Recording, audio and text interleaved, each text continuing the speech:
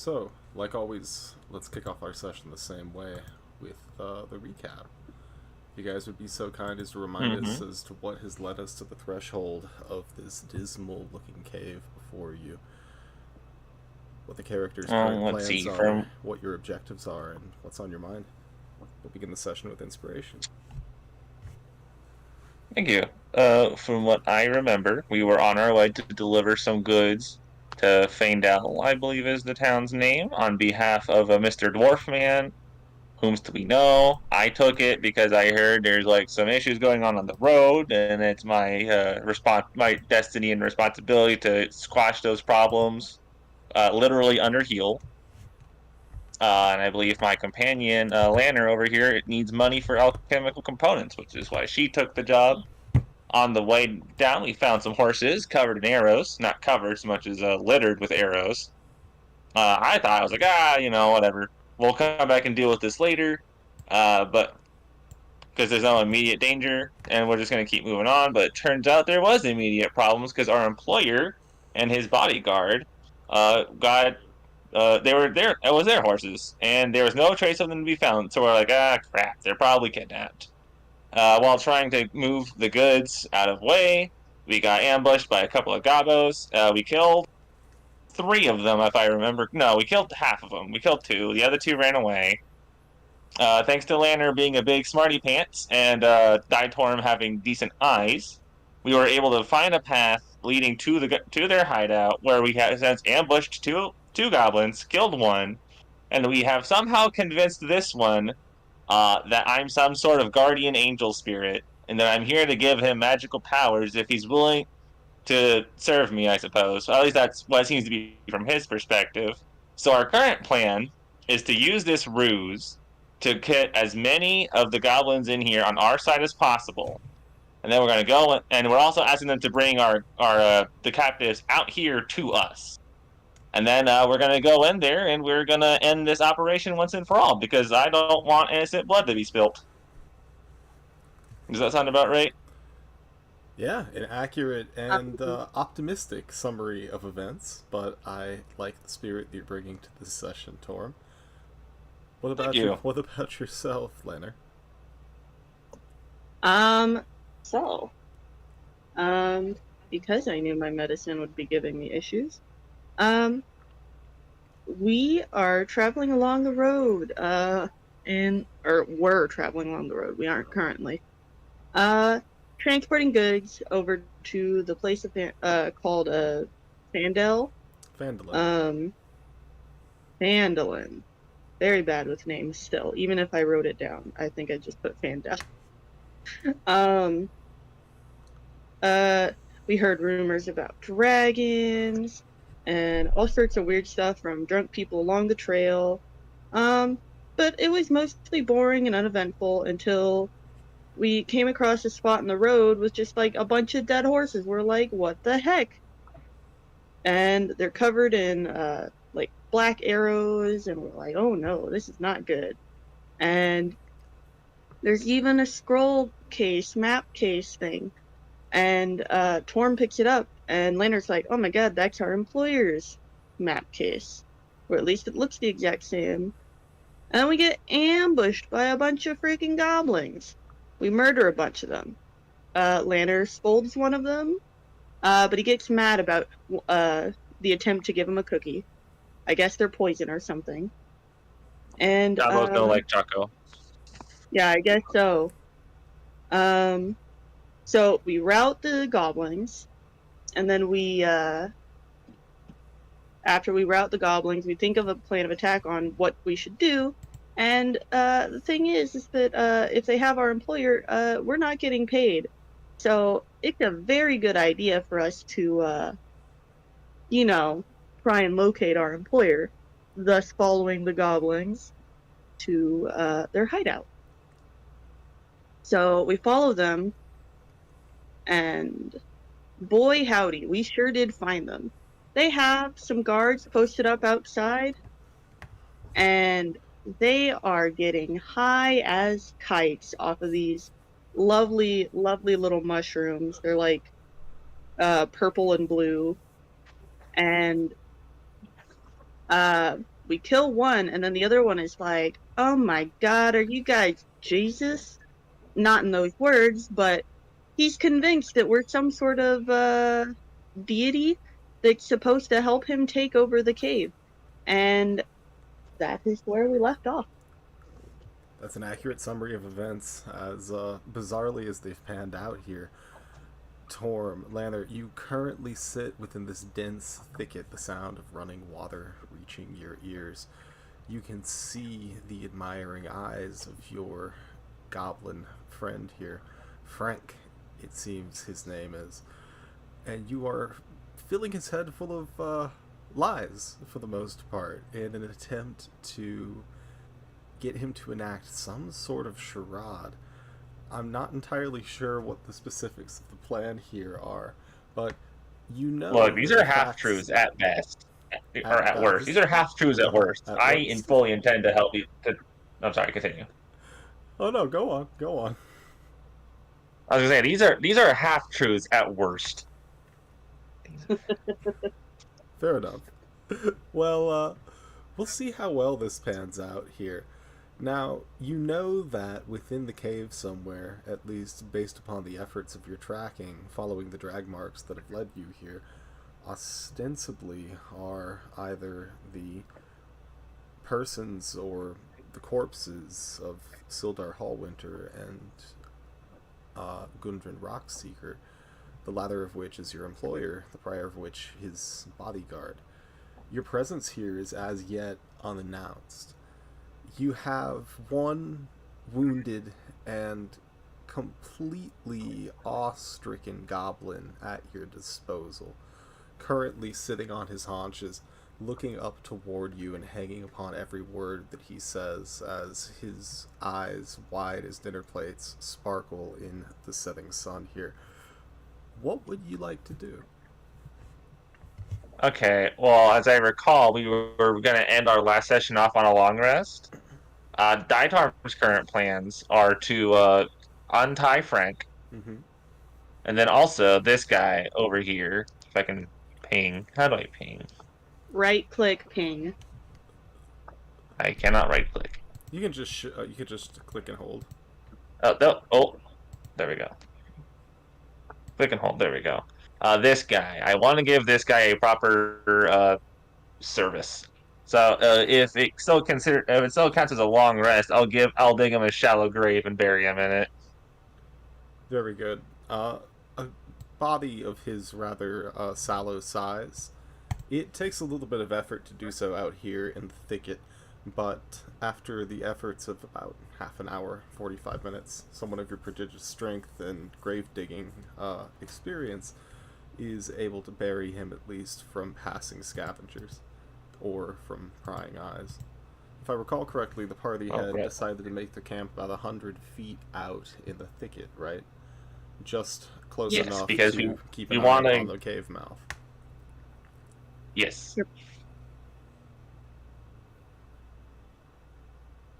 So, you wish to take a long rest in this condition with your new companion? Yeah. If we don't, we'll die. So, or I'll die. So yes. Yes. Very good. Also, because he'll need a long rest too, because as I recall, he was at 0 hit points and then woke up. So I don't know how healed up he is from that. He is bruised to hell. One of his ears has been all but scorched off. You can see that. One of his eyes is completely swollen shut. But he is in tremendously good spirits.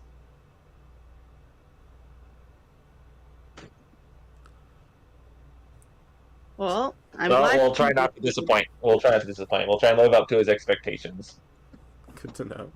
So, out here in this thicket, sounds of running water still in your ears, stars beginning to appear above you. Do you have any preparations before you attempt your long rest tonight? Any watch order? Any defenses of your campsite?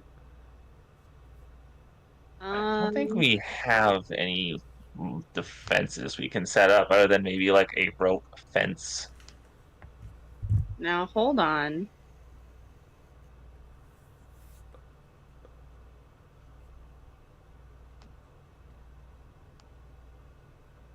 Oh, also, I think I have an issue.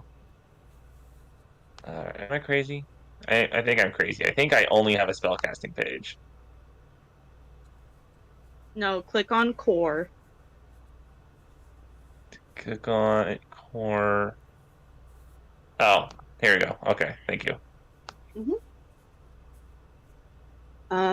Give me a second to look through what's on my sheet.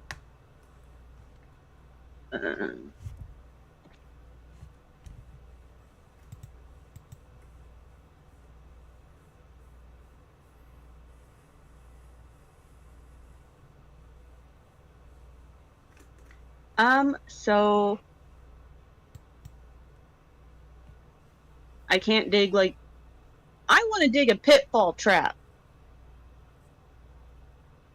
All right, you can dig a pitfall trap and take first watch then. I don't mind. So, when you say a pitfall trap, of what dimension are we talking about here?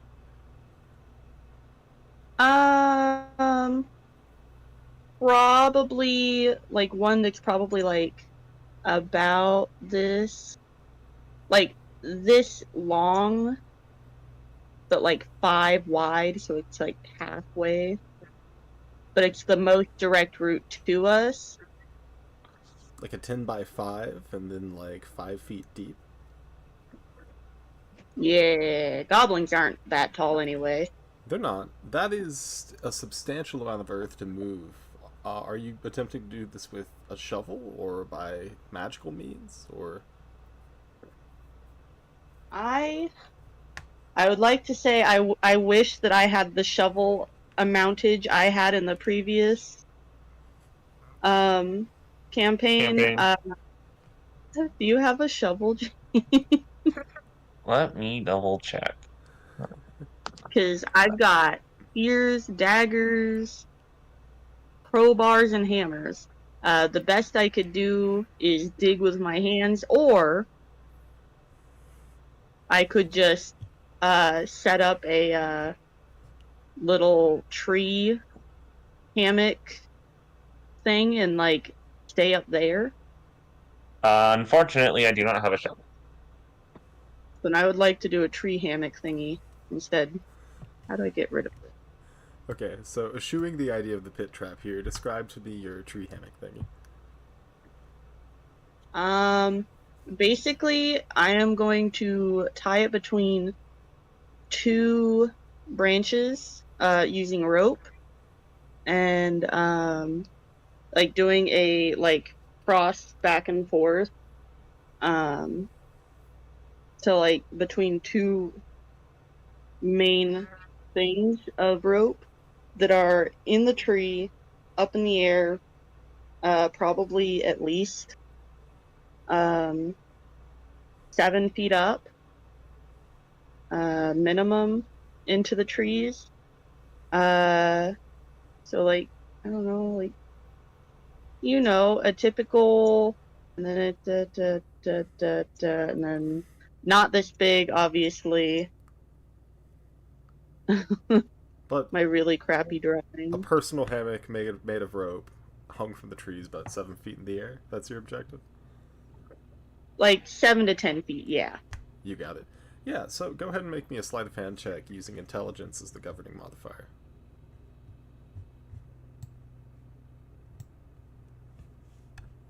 Can do.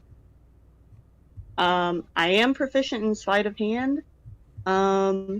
But instead of the +4, it would be +5, so I guess that would be a 9. So you are able to successfully create the hammock here, but the problem here is that you're in a thicket, mostly low-lying shrub brush, a lot of thorny bushes as well, and you do manage to make a hammock, but instead of 7-10 feet off the ground, you're like 3-4. It's enough to keep you off the dirt for the night, but bears, man. Still in shanking range, just about. Well, sure is a thing that wasn't fully thought through. I tried. I would like to attempt to more or less tie a little hut of grass around it. You want to weave a grass hut around it? Yes. So, this is beginning to cut in on your rest time. The effort to hang the hammock here Oh. probably having... No, it's okay. If you want to do that, that's fine. I just want to warn you. The effort to hang the hammock here probably have taken half an hour or so, right? If you want to weave a grass hut, I'm not entirely familiar with how much time such a thing as that would take, but I would imagine upwards of an hour. Yeah, I didn't really think of how long it would take, and considering how long it takes to just make like a regular tent, I think I'll skip out on that and opt for just making sure it's just a little well hidden. Very good. As you pile some of the shrub brush around in order to conceal your sleeping spot. Torm, do you have any preparation? Well, it occurs to me we're not necessarily going to sleep. It's still midday. We're waiting until we're just doing long rest to bolster our forces before barging in. So rather than saying sleep up or anything, I'm just gonna, I guess, actually see if I can get to know Frank a little bit better. Just a note, it is well past midday at this point. The sunset is well underway, but there is still some light that is available. If I recall correctly, isn't it like evening at this point? Like Yeah. it's starting to get dark? It is. Yeah.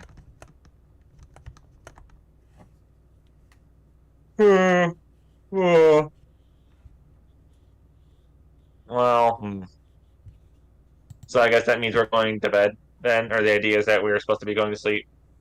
It's up to you guys. Yes. Like I said, there is a little bit of light left in the day, but you have chosen your campsite.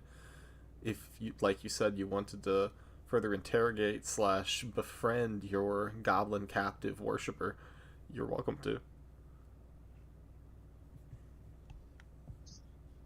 All right, so let's see. He already told us he doesn't know why they took them captive. He just know they did. He told us that his boss told him to. He told us that there's some wolves in there. I guess I'm gonna hand him a little stick. Is there like loose dirt around in this thicket? Certainly. Yeah, you can find a patch of barren All right, ground. then I'm gonna find a stick. I'm gonna give it to Frank, and I'm going to ask him to pretty please draw us a map of the inside as best as he can remember. All right, so he's more than happy to do so. He looks up at you and he says, Oh, this is a test of intellect. I understand. as he's going to attempt to do that with the pointy end of the stick, he's going to roll an intelligence check here at disadvantage as he attempts to describe the inner geometry of the cave. Can I use the help action to mitigate the disadvantage? So, You don't know what the cave looks like. that is true. Are you proficient in, say, cartographer's tools? No. I'm not sure how I just thought I would try and use the help action. I'm not sure how you might be able to help Fine, him in I'm this going- scenario. I give him a pat on the shoulder, and I let him know I have full confidence in his ability to remember the inside of his own home He has in a full- non-sarcastic way. He has full confidence in the ability to remember the inside of his own home as well. Unfortunately, he is in a highly impaired state. So, with a 9 and a 7, let me double check his modifier. I can't remember if goblins are a little bit close. No, probably like -1. It's actually Maybe completely... -1 or -2 if I hit the bit. It is a 0 in I'm this sorry? case. It's a 0. So, with a 7... Oh, he's smarter than me. So, Frank begins to draw you a very crude diagram of the inside of his home, which you cannot imagine to be proportionate. It looks almost more like a thought map than it does an architectural diagram. But he gives you the impression that the cave is comprised of 4 main chambers.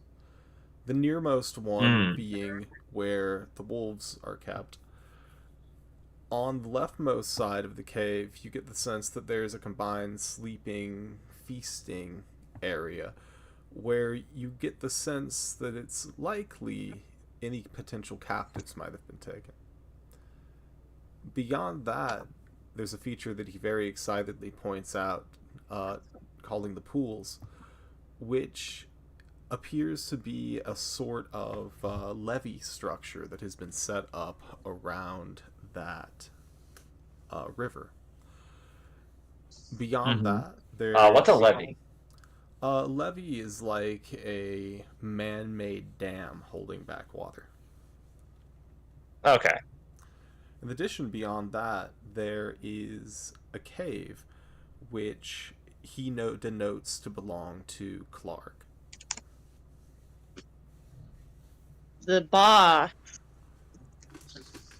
All right. So I'm gonna follow it up. The fact that he's very proud of the pool of the pool room intrigues me. I asked him if he had anything to do with building that dam. He looks at you and says, I carried rocks. Wow. Big rocks. It's very. Plenty rocks. Small rocks. I bet they only give that job to the strongest, huh? I think it was a test of patience.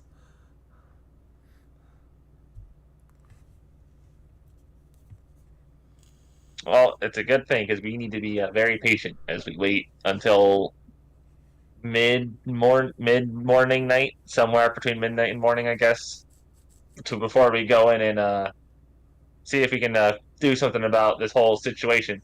That reminds me, I need to mention this here and now before we continue. I don't want to lead you on any false pretenses. I just want to let you know, I like if you're to be my follower, I don't have the time to train you personally. I can send you to people I know who I'm sure would be more than willing to train you in the ways of the booyog. Because I genuinely believe you have it in you to learn the booyog. However, I need you to know this is going to be a new life for you. There'll be no more pillaging. You mentioned earlier about how the old man is stringy meat. I assume that means you're a cannibal. There'll be no more of that. Absolutely no more of that. We need to you need to lead a good, honest life from now on. I'm more than willing to set you down that path. it looks like your words are flowing in the good ear and out the charred ear. And he really just sticks on one thing as he looks toward you suspiciously and says, No. You, Booyak spirit, teach Booyak. Become leader of a tribe. Much pillaging, much raiding, yes? Killing, murdering. Well, there will be Robbery? killing and murdering, yes. However, well, there will be killing. I can't say I take great pride or joy in the killing and murdering, but yes, there will be killing and murdering. Well, Lanner's more gonna killing put than her murdering, hand over really. his mouth. he looks at, Lanner's gonna put her hand over Daitorm's mouth as he says, "No, there will not," and say, "Yes, there will be much pillaging, but greater reward." Mm-hmm. he looks toward you in bewilderment and says, Reward. What kind of rewards? All the nice things, all kinds, even ones I don't know. Magic, items, Booyog. weapons, gold, pretty women.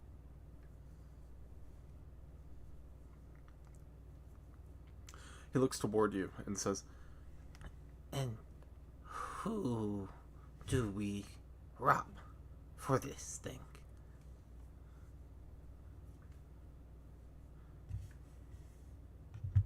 First, we beat Craig, and then we go further and fight stronger people than Craig. Like King Grawl.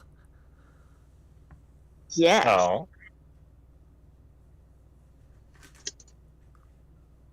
Yeah, Grawl. Clark is boss of cave.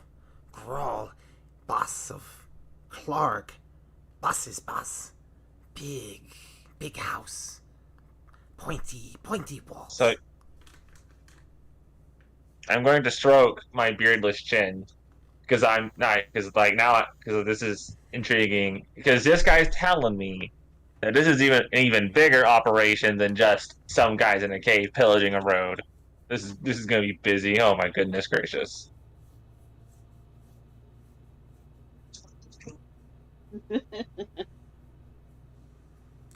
I'm also I'm not gonna say this out loud, but I'm very disappointed in Lanner for leading on this poor little man.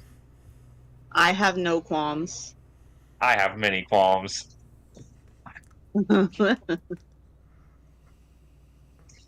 I'm I throw I scowl a little bit and I shake my head and I note to myself, well, I'm gonna try again at some point, but I'm probably gonna have to kill this guy. I'm like that meme to myself, or I'm holding my own shoulder, saying we're probably gonna have to kill this guy, and I'm also the guy saying, "Damn." Well, to be fair, number one, you could be saying all this to Lanner in Celestial. Number two, I'm sure you knew what you got yourself into the moment you decided to take in a goblin. I was hoping I could redeem him, convert him to the path of righteousness. But also, it seems kind of douchey to just kind of immediately be like, "What the fuck are you doing?" in a language that Frank doesn't know. Because A, it's rude to speak in a language he doesn't know in front of him, and B, it's rude to be like, "What the fuck are you doing, you idiot?" Not idiot, but what the fuck are you doing when you're literally like right there? I don't know. He trusts you explicitly. You know what I mean? He might think it's the language of the gods. I appreciate I mean, all it the is the language social of the gods. niceties that you're showing to this backwoods cannibal goblin. Look, it's like that one song goes, "It's not too late, it's never too late, except for when it is." I don't think it's too late for him, but we'll see. I don't know. He very much loves people being alive. He loves life. He hates taking it away. He'll do what he can to not take life away. What but again, if he can't convert this goblin, before Grog, he said his name was? That wasn't Grog. What was his name? Roll. Roll. Growl. Roll.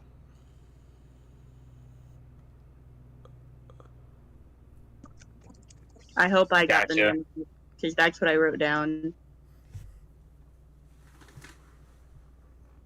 I guess I've written it down now too. Well, I guess that's my I guess that's it. I guess we can use the rest of this long rest to go back over our plan, which is we're gonna ask Frank to go in, convert as many of his fellow goblins as possible to our cause, while also bringing out the hostages to us before we actually even go in there. He looks toward Is you that with a degree of suspicion, confusion, and says, No, you said she said we kill Clark, kill Grawl, become big booyah, biggest of yes? goblins. Yes? That's the plan. But it's not just about being the strongest in a fight, as I'm sure you're well aware. Sometimes it's about leverage. Sometimes it's just about having more guys than the other one. And we're only 3 guys right now. Plus, 2 of the guys in that cave are friends of mine, and I'd like them to be as alive as possible while doing this. They will help in the Booyog journey. make a persuasion check. You can have advantage No, don't. as you are both attempting this. Okay. Okay, so I'm rolling too? I think You can each roll, or one of you can roll with advantage. He rolls with advantage. He has higher wisdom than me. I don't. Well, I have higher wisdom, but that's not persuasion.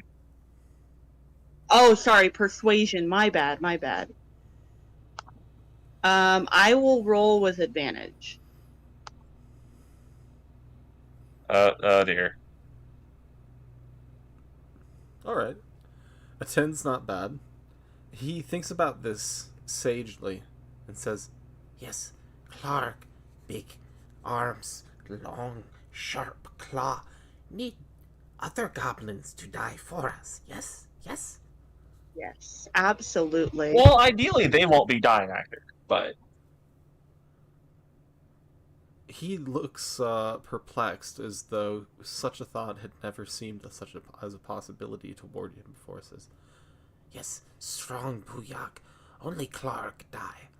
Rest of goblins, bend knee, cry, yell, scream, run away, come back, bend knee. Yes? Yes. Okay. I go. I can't promise all the goblins will survive. However, all the goblins that surrender to us will survive. You But it's better that they join us before the fight than to surrender during the fight. You come with Frank. Show Booyak to other goblins. That's not a bad idea. Yes, absolutely. I think that. I guess I'm just worried that you coming in with both of us will draw suspicion from Clark. Clark, deep in cave. Feasting hall.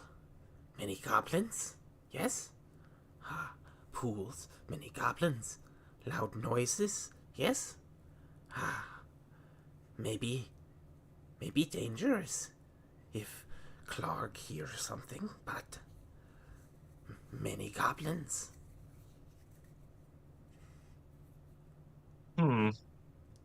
So just because I'm having a hard time, Frank, let me ask to clarify. What you're saying is, as long as we are not in the pools while we're trying to convert your friends, we should be fine. Does that sound about right? he looks up at you, blinks twice, and then nods and shrugs. Alright, cool. So what we can do is you can call a meeting, be like, hey, I have something cool to show you guys. And then you can make our way to the dining hall, and there we can make our speech to convert as many of your are you guys friends or are you family? That's probably something I should note. We are goblins. And we can use that when you bring the goblins from the pools to the dining hall, we can try to convert as many of your fellow goblins as possible to our cause. We go now? We go when I am fully recuperated, as I'm a little winded right now. But we'll go within, I don't know, roughly 8 hours. Very long time. I wait. And he immediately just sits down on his hands. Lanner, go ahead and make a medicine check as you examine the condition of Frank the Goblin. Heck yeah. I'm proficient with that.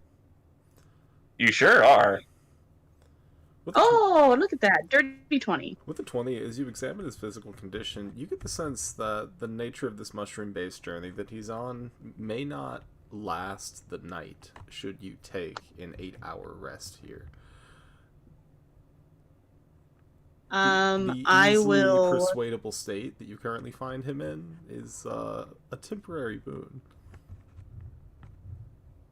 I will let Torm know the situation and that we might need to move faster than rest would allow us. Well, if we move faster than rest will allow us, I will literally die. So, can we suggest for him to hit up that awesome edible again? Um, I would like to But roll this. also, this is being a valid point. We can't give him edibles forever. Like, if he's gonna become a warrior of justice, he needs to do it on his own terms. We can't just trick him into it. I'm going to say this in Celestial. Okay. I will basically respond saying sorry, my brain's a little fried. Mhm. That I believe the faster we get through it, the faster we might be able to handle this. But at the same time, I fully understand that we are in need of recuperation, as it were. And, you know,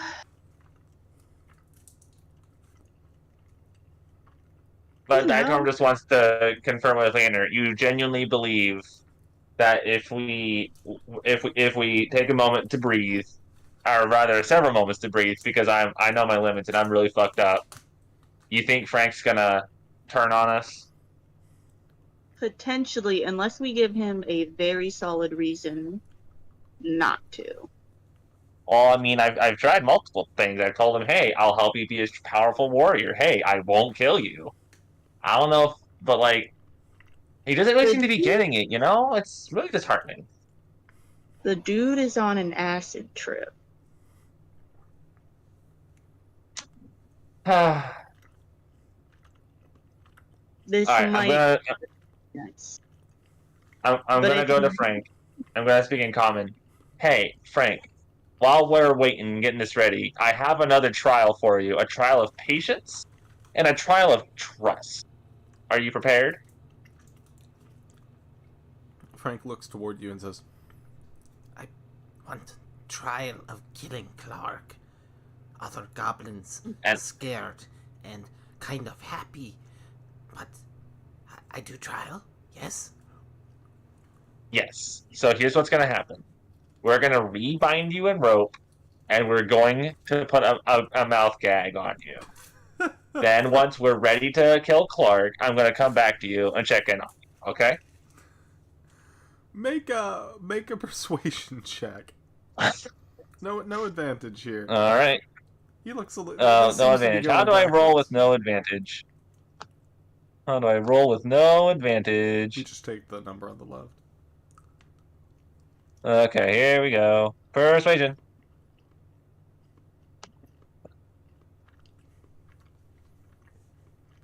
Oh God. Well, I love it. Good job. A plus. He looks at you, the suspicion deepening. He says, No. Frank did rope trial. Wasn't rope. Ate rabbit. Yes? No more rope. Rope. Done. New trial. New trial. Must obtain booyak. Yes? Show tribe. You come with Frank. Yeah. Or do what? I want to give him a small vial, or I want to offer him a small vial with a little bit of magic, and I will say, this contains a spark of booyah. You have the potential to make this yourself. However, we need you to wait just a little bit longer, and I will be able to bestow this upon you. And then later I will teach you greater booyah. "So, what is this spark of magic that you have? Is this just something you're doing with flavor, or is this a class ability?" I'm just doing this with flavor. It's basically gonna be like, you know how like sometimes you see people make those like fake potions and it's like swirly glittery. So, you hand him a tornado and a bottle, Yes. all swirled up, and his eyes fixate on it here for a moment. momentarily distracted.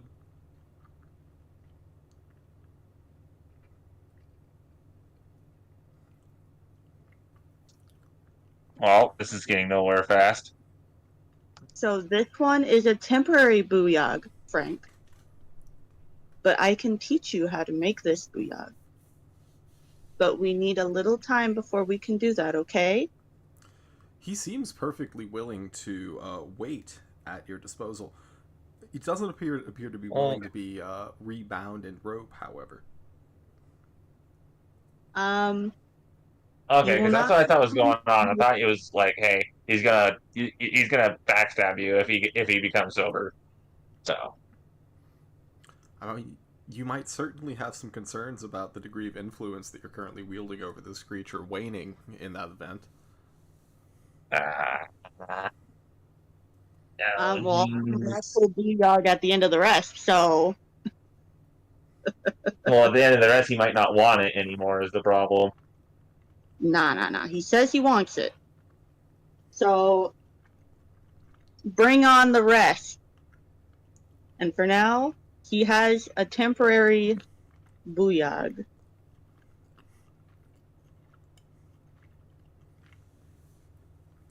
All right, I guess that's it. All right, in that case, Yeah. as the party settles down to sleep here in this thicket in rope hammock or upon rough ground, Frank, with his back against a brambly bush, unheeding of the prickly leaves upon it, as he continues to swirl this small glass sphere full of liquid that you've given him, fixated by it throughout the night. Do you guys set a watch? I'll take first watch, and then I suggest Frank take the middle watch. But I guess it depends on Lanner. We work together. I will do the mid watch with Frank, and I will basically keep my promise of showing him a little bit of booyog. Like, I will show him Firebolt during my watch and how to do it. All right. Okay. I guess in that case, I don't know. I guess I'll take watch for 3 hours. Then I'll take a 3-hour power nap, and then I'll wake up to do the last 2 hours of watch. So you need 6 hours of sleep to constitute long rest. Over that time, you're Ouchie. on top of that, you can have 2 hours of light activity. So some portion of this night is effectively going to be unguarded. It's just up to you to determine when that is. Yeah. Um, Well, ideally the middle. Yeah, I was gonna say the deepest part of the night. So I guess I'll stay up for 2 hours. Then Frank and Lanner can wake up, do 2 hours of watch, and then we just conk out for the last last two. You know numbers. I know numbers. That seems solid. So, Torm, since you are taking the first watch of the night here, as sunset completes its transition, as the party begins to settle down into the relative comfort of the thicket here, your eyes are fixated on the mouth of that cave and the passage of time throughout the night. Go ahead and roll me a d12. A D12? Yeah. Hold on. There we go. All done.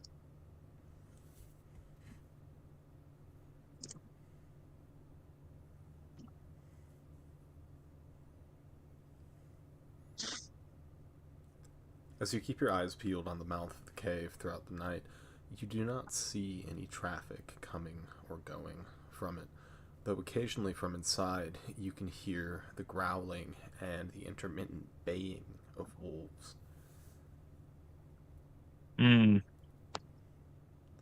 Other than that, you face no disturbances over the 2 hours of the night. Do you have any activities that you wish to pursue, or do you wake Lanner and Frank for them to take their duo watch?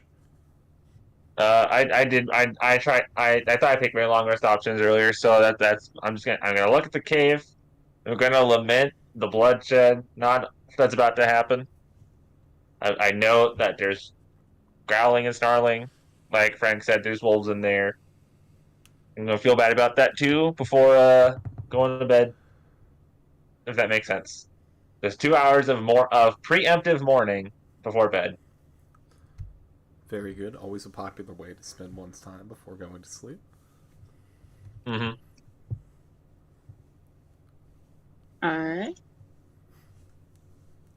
So, Lanner, you said that over the course of the night you wanted to try to captivate Frank with a display of your own magic, teaching him Firebolt. Yes, I would like to attempt to teach him Firebolt. Very good. First off, go ahead and make me an insight check as you, first off, begin the display of magic for the first time. Incanting the words and beginning to guide Frank's hands through the motions of the spell. With the 15, you can tell very quickly that Frank has absolutely no aptitude whatsoever for magic, natural or otherwise. And any attempts for him to learn the art would probably require a tremendous degree of effort, locked away with tomes in study somewhere for many, many years. But he could do it, and I could keep my promise. Very In theory. definitely so. Or I could teach him alchemical booyag, which is not real magic, but science! I can't believe you're calling your own magic not real magic. What the heck? My firebolt is real magic, but, you know, potions is not magic. So, let me get this straight. The moment that you see that he lacks the manual dexterity for the somatic components of spellcraft, you're like, that's fine. I've got some firecrackers in my backpack. Yes. That's fantastic. So, the next check I'd like you to make, go ahead and make me either a performance or a persuasion check using your spellcasting modifier, which is an artificer is intelligence. As Sure. you identified earlier the waning effects of the psychotropic on Frank's mind here, you have to find another way to captivate him, and you take it upon yourself to attempt to convert that, at the end of that experience, into a fixation with your own magic. And you said it was performance or what? Performance or persuasion using your spellcasting modifier as the governing attribute. So I'm not proficient with either one. And then +3, so 22. 22. Very nicely done. As Frank's hubcap-wide eyes are fixated upon the tips of your burning finger for the entire evening over the course of the watch, he passes out, a new purpose having, in some senses, been literally burned into his mind. His conviction in the pair of Booyog spirits that he has met this night is absolute. You go to your rest that evening, Lanner, with a confidence that you will face no issues from this effectively brainwashed goblin.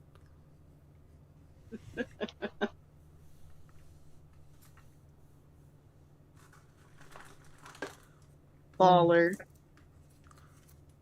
So Sorry, Lanner, I'm writing this down. So, Lanner, as you pass the Yes, hours sir. of the night here in watch, Frank having slumped to the ground and curled himself under a budding blackberry bush, go ahead and roll me a d12.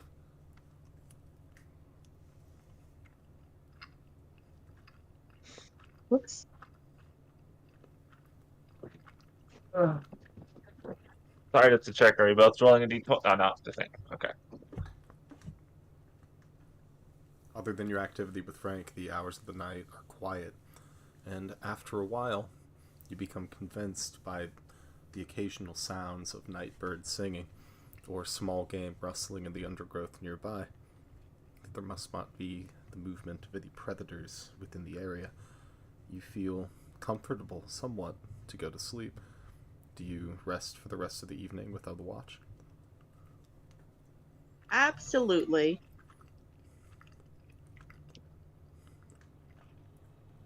Very good.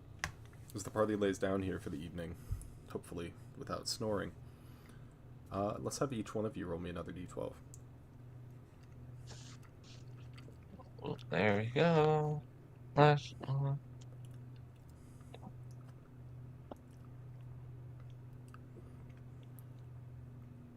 With a 3 and a 7. With great good fortune, you do not face any difficulties throughout the night. Occasionally you hear the sound of a small fish jumping in the stream nearby, causing you to gasp in your sleep, but no footsteps, no sounds of torches, nothing but the occasional howling of dogs at the mouth of the cave nearby.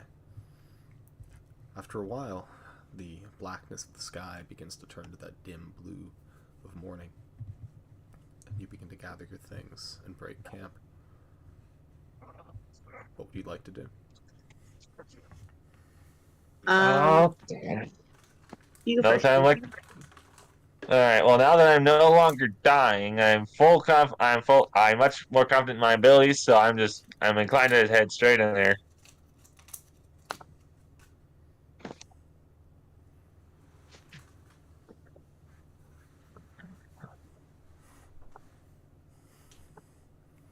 Yeah. So honestly, I'm not even inclined to like clean up camp. I'm like, all right, we're finally ready, Frank. Time to head on in there. I would like to reclaim my rope. And I need to choose my spells for the night or day. Very good. Your hammock easily reclaimed. Go ahead and choose your spells. Torm, Frank looks up to you and says, We go? Kill Clark? Time to go kill Clark. Step number 1, gather as many of your friends as possible. Step 2, we're going to give a rousing speech. Step 3, we're going to kill him dead. Is good plan. Thank you. I mean, you're the one who thought of most of it, Frank. Credit goes to you. Yes. Frank, great philosopher. We'll make you a master of Booyag yet. he beams at you proudly. And once you have your spell selected, you guys are welcome to set out as you wish. I think I have.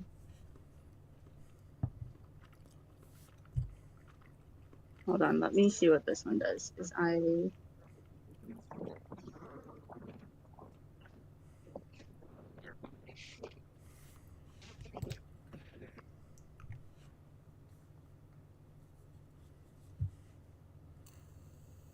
Yeah, I have my spells chosen.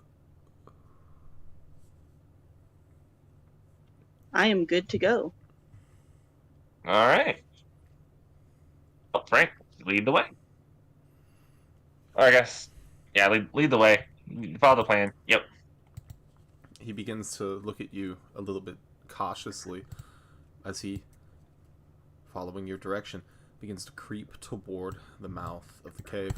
About 100 feet through the thicket from your campsite back to the site where you most recently killed his companion. He looks toward the place in the shallow grave where you buried him, Torm, with a moment of regret, but then that malicious and contemptuous look comes across his face once again as Frank categorizes him as just one more rival that he doesn't have to deal with. Oh man, he was so close. He has potential. I saw the glimmer of potential in his eyes. Ah, jeez. Can I just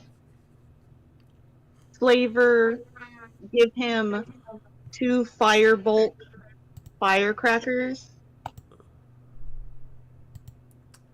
Do you have an ability tell that would him let you do that? No. What about Let's see. magical tinkering? Oh wait, let me see what that does. Oh, you're so smart, James. Hold on, I've let me theory see. crafted an artificer or two back in my day. I can bestow magic on multiple objects, touching one each time I use this feature. So I can do odor or sound, static visual effect. I would like to give him a stone with a visual effect. Like a firework. Yeah. I guess 3 stone. Hold on. You can use this feature on a maximum number of objects equal to your intelligence modifier. So I can do 3 stones with the visual effect of I want one to be fire when he throws it at someone. I want one to be I guess 2 of them to be fire. I don't know what I want the third one to be. You know, maybe Um, only give him one, so that way, if you need to make more, you don't take one away from him. I guess that's fair. I'll give him one, but I'll have 2 made with the visual, one with the visual effect of fire and one with the visual effect of like a decoy, I guess. So as you deposit this river stone, glowing now with the spark of your magical tinkering, into Frank's hands, he takes it like a diamond. As you describe to him that he's now holding a firebolt, he looks toward you with reverence, as though his faith has finally paid off. You know, don't call me out or anything. This poor fucker is gonna throw that at Clark. It's gonna do nothing, and then he's gonna get his poor little goblin skull crushed in. No, hear me out. He's gonna throw it, and it's gonna do 1d4 damage, plus his strength. You know what? You're not wrong. Okay, you know what? You're so right. You're so true, bestie. So, as our party approaches the mouth of the cave here, what's our marching order looking like? You said you wanted to follow Clark in? Frank, but yes. Oh yeah, my Right. bad. Frank, We're gonna excuse me. follow him up to the fork that I see up ahead, Mm-hmm. because the idea, again, from what I remember, the idea is that he's gonna grab his friends from the pools, drag them back so Clark can't hear us do some political intrigue, try and convert those guys, and then we're gonna go to the captive room, try and convert those guys, free the hostages, and then we're just gonna all bum rush Clark. I believe is the plan. I believe that is the plan. So in that case, do you just want me to start moving Frank's tokens so that you can follow him into this cave? Yes, please. Very good. He begins to creep his way I'll up. I'll Mhm. I'll stay close behind Frank as well, by the way. So let me stay in between me, Frank, and you, Lanner. Gucci. He begins to creep his way up and looks back toward the two of you and says, Quiet. Dogs. Hungry. Mad. Clark's dogs do not like goblins, but to eat. Do my rations contain any traces of meat? I still have rather. Oh, did you not eat your portion of rabbit? I ate some of the. Like, we didn't specify how much of the rabbit we ate, I don't think. I remember No. specifying I cut the rabbit, I took a third of it off, I gave it the light cantrip, and I gave that to Frank. I just kind of assumed I ate my third, so I'm sticking with that. I will just assume I didn't eat my third and went with a ration. So I will give my third to distract the wolfies. Frank begins looking hungrily I'm at still the going- portion of ration or the portion of rabbit that you pull out of your pack. But immediately you can hear the sounds of soft growling and mewling coming from around the corner, as you can hear big noses beginning to sniff the air. I want to throw it in the direction of the sniffing.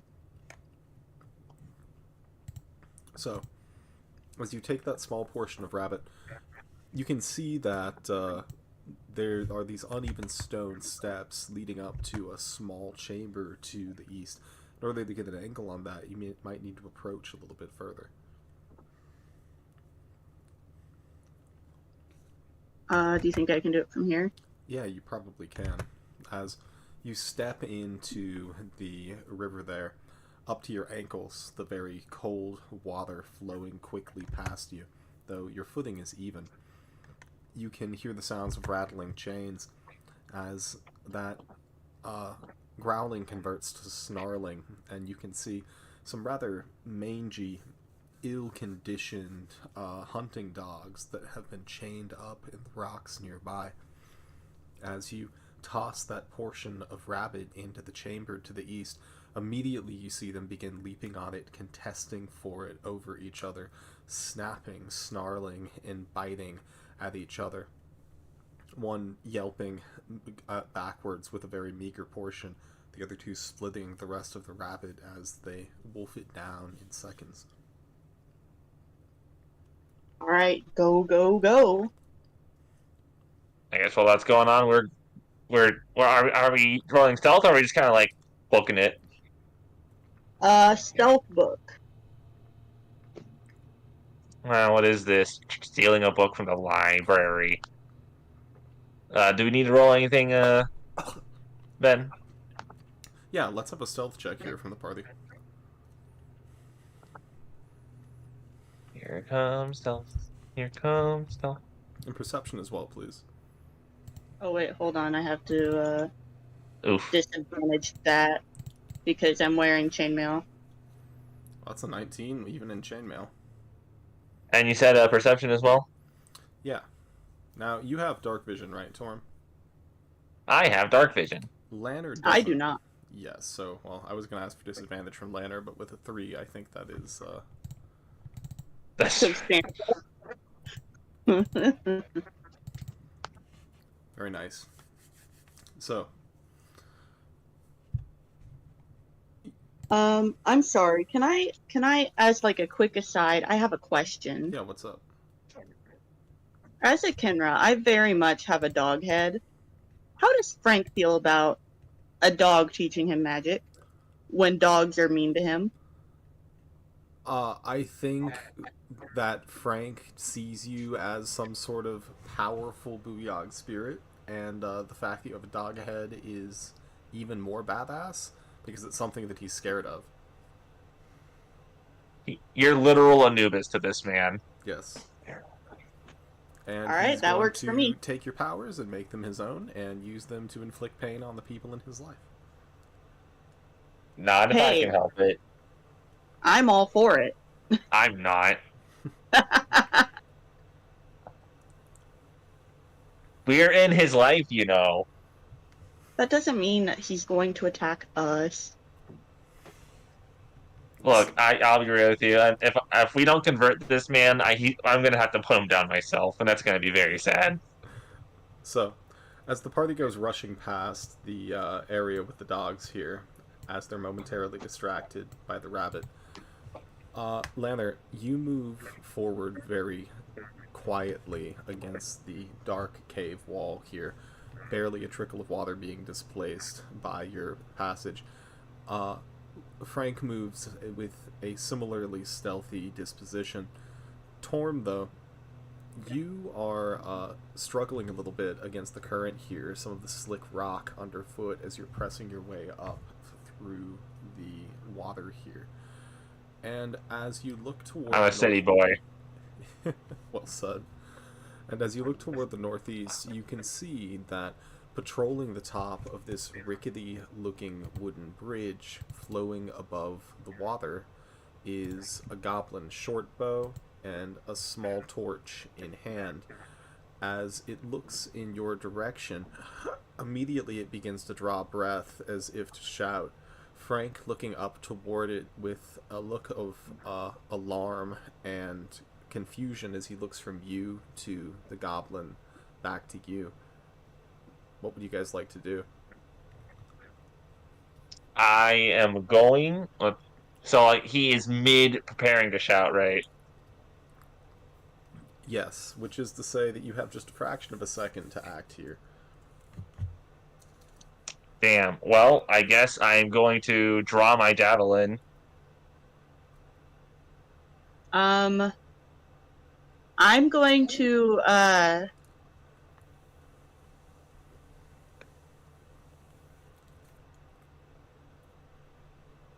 don't think there's. uh, Booyah. The great Booyah spirit has arrived, and I'm going to use Firebolt and dance it around my hands and step forward and more or less in a "your god has come" kind of fashion. You know. Okay. Make me an intimidation check here.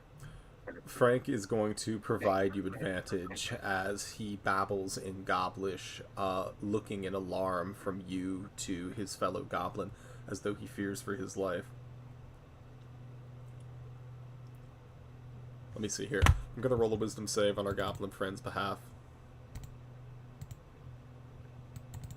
Well, With an 18, he cocks his head with his heavy eyebrow, looks down toward Frank, and immediately begins to shout something back in Goblish. Frank looks up toward you, Lantern, and says, He does not believe you. at that moment, the goblin to the north here immediately shouts in Goblish a command which resonates down the hall to the north, and you can hear something along the passageway begin to rumble. Frank immediately begins to react in panic. What are the two of you doing? I'm gonna follow Frank's lead because if he's reacting, he is assumedly doing. He assumedly knows what's happening. So I'm going to follow his lead and do what he does. He immediately begins to dash toward the exit here, as you can hear the sound of rushing water begin to gather along the passage to the north. I'm gonna verify Lantern is also running out, and then I'm gonna follow behind her. I'm very much an F around and find out kind of a person.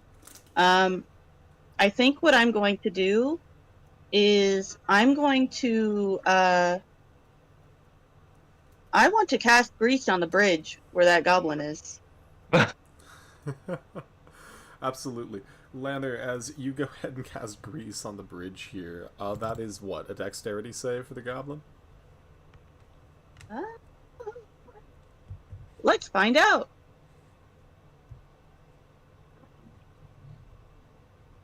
Yep. Absolutely.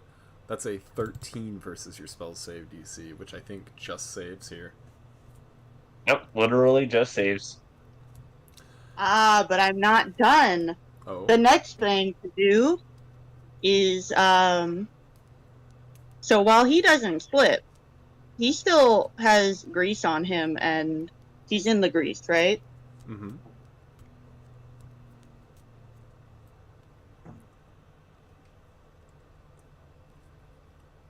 I'd like to firebolt. So, if you want to fight, I'll allow you the grease here. If you want to firebolt here, we are going to need to roll into initiative, and the rest of your companions are dashing out of the cave here. If you want to stay behind and play this out, you're welcome to, though. Can I say I want to be with Lantern because like I said, I want to make sure she's heading out first, and I'll follow. Yeah, you certainly can. So if she's staying, I literally just gonna just be like, "What are you doing? Come on, let's go!" Firebolt and then grease and then. Alright, go ahead and roll into initiative here if you want to cast that firebolt. I want to back out to here, and then I'm going to. Excuse me while I just slowly work my way into functioning.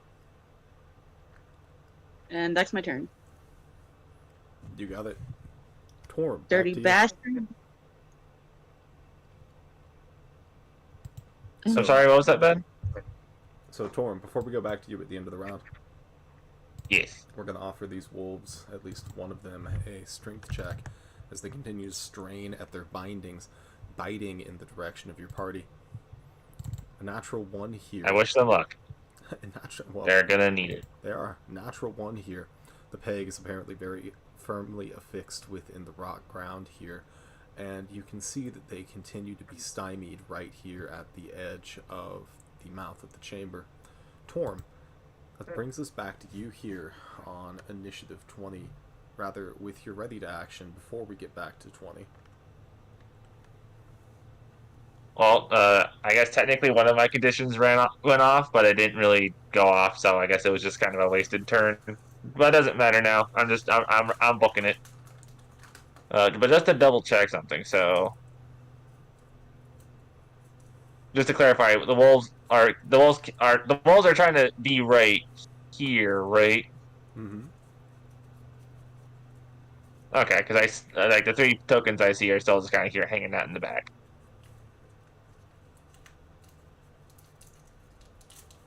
That being said, I will move. Hang on, how do I do my arrow? Click on the little ruler on the left side. There you go.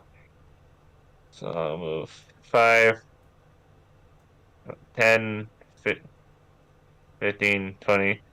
I will move 20 feet back over to Frank. I'm going to hold a javelin in my hand. I guess I'm going to ready an action. If a creature moves through, or if a hostile creature moves through the cave opening, I'm going to chuck a javelin at it. And with my free action, I'm going to turn to Frank, and I'm going to apologize for just bungling the whole thing out from the jump. So, as you turn toward Frank and you open your mouth to apologize, javelin in hand, Lanner coming rushing out of the mouth of the cave, Frank is still continuing to book it in the southern direction, and for good reason. You hear the sound of this roaring deluge as a wall of water comes flooding out of the cave in the direction of the party here. I'd like Torm and Lanner this close to the mouth of the cave, both of you to make DC 10 dexterity saves. You do have advantage as you were not trapped within the stone tunnels when this effect took place. Yeah, advantage. Nice. Nice. Very nice. With the 19 and the 22, you watch as this aquifer water comes flowing past you. Maybe some wet tails or soaked trousers, but you avoid being swept off your feet. Frank, for his part, well, let me take a look. Also has advantage on this roll. Managed to scamper. Okay, that's fine. Yeah, managed to scamper up one of the nearby saplings in this thicket here, and avoided the effects of the deluge as well. As you listen to the sounds to the north, beyond the sounds of the barking dogs, you can hear a great deal of activity within the cave to the north. Frank looking toward your party and saying, Non-believers must be converted by violence, I think. I take just a moment to pause, and I go, convert or die, and I'm gonna get my great axe. Precisely.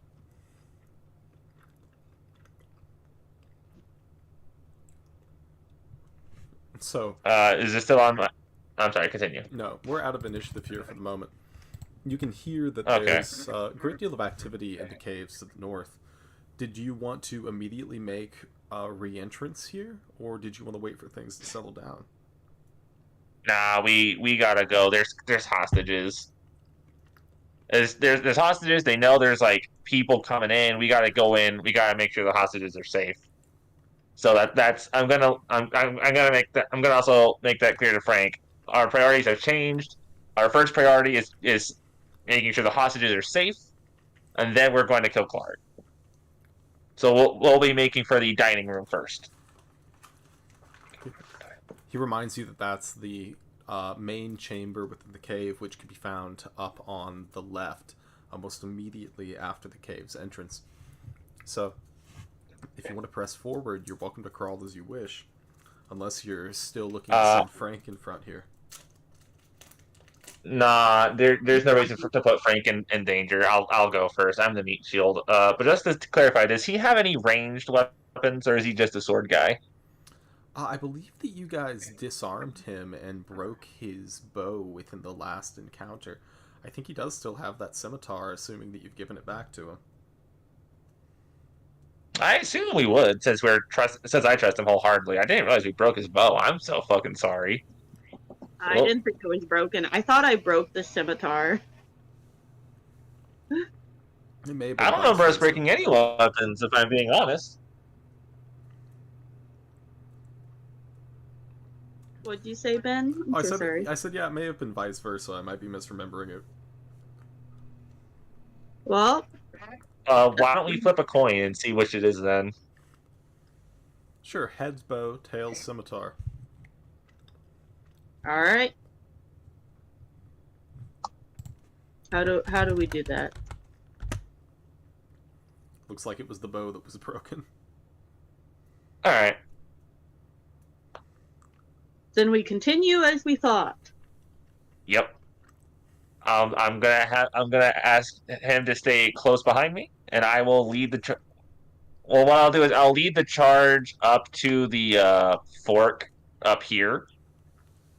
And then I'm gonna reassess the closer we get, because like I don't want anyone getting like shanked by guys coming up from the right. You got it. So, And Torm, I will follow up the reader. in that case, as you go moving up, you said to the fork here? To the fork. I can start seeing better about here. Very good. You start moving up toward the fork here. As you go rushing past these starved wolves in front of you, I'm going to allow them another strength check here.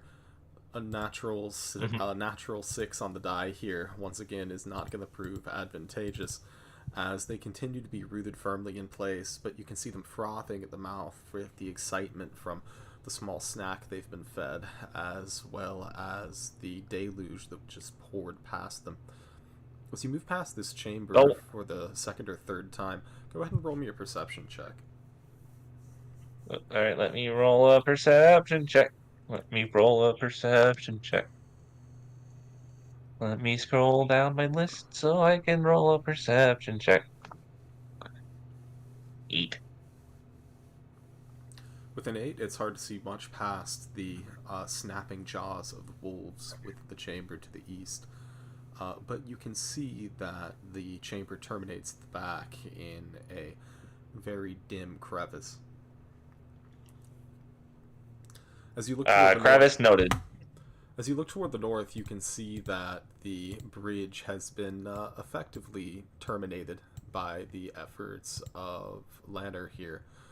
Did you want to continue to move up to the intersection there? Yep. If guys ain't barreling that way, or if guys ain't barreling from here, then I am inclined to just sort of start heading my way to the left. Very good. And you're not making any efforts to move stealthily here, right? I am assuming with all the yelling going on, they already know I'm here. They almost certainly do. In that case, go ahead and make me a perception check. Gonna make another perception check. Well, oh dear. With the 5. A natural 2. With the 5, you don't see the form of the slender goblin craning its head around the corner of the tunnel where the now destroyed bridge once sat, nor within the cacophony of the cave do you hear him shouting out the same command that he gave just a moment before. You do, with Hmm. 5, however, once again, hear the sound of shifting rock and rushing water as another levee is broken down and flooded in your direction. I'm going to need you to make another dexterity save, DC 10, without advantage this time. Same thing for Lanner. Okay. No advantage? No, as you were within the mouth of the cave here. Okay.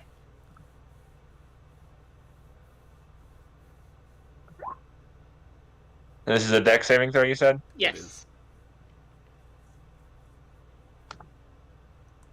Very Oh nice. dear. Successes on both halves here. So with a 14 and Oh. a 10, the two of you manage to cling fast to the walls of the cave here and stand against the onrushing water. It soaks you, absolutely, rushing over you bodily for a point, but it's only momentary. The levees within this cave are not tremendous, and though it is nearly carries you off of your feet, you don't suffer any ill effects from this. Though the area within the stream here, the water level has risen significantly with the release of this water, turning it into difficult terrain. You can hear a cry of alarm coming from the north, as it's noted that you have not been washed out of the cave here.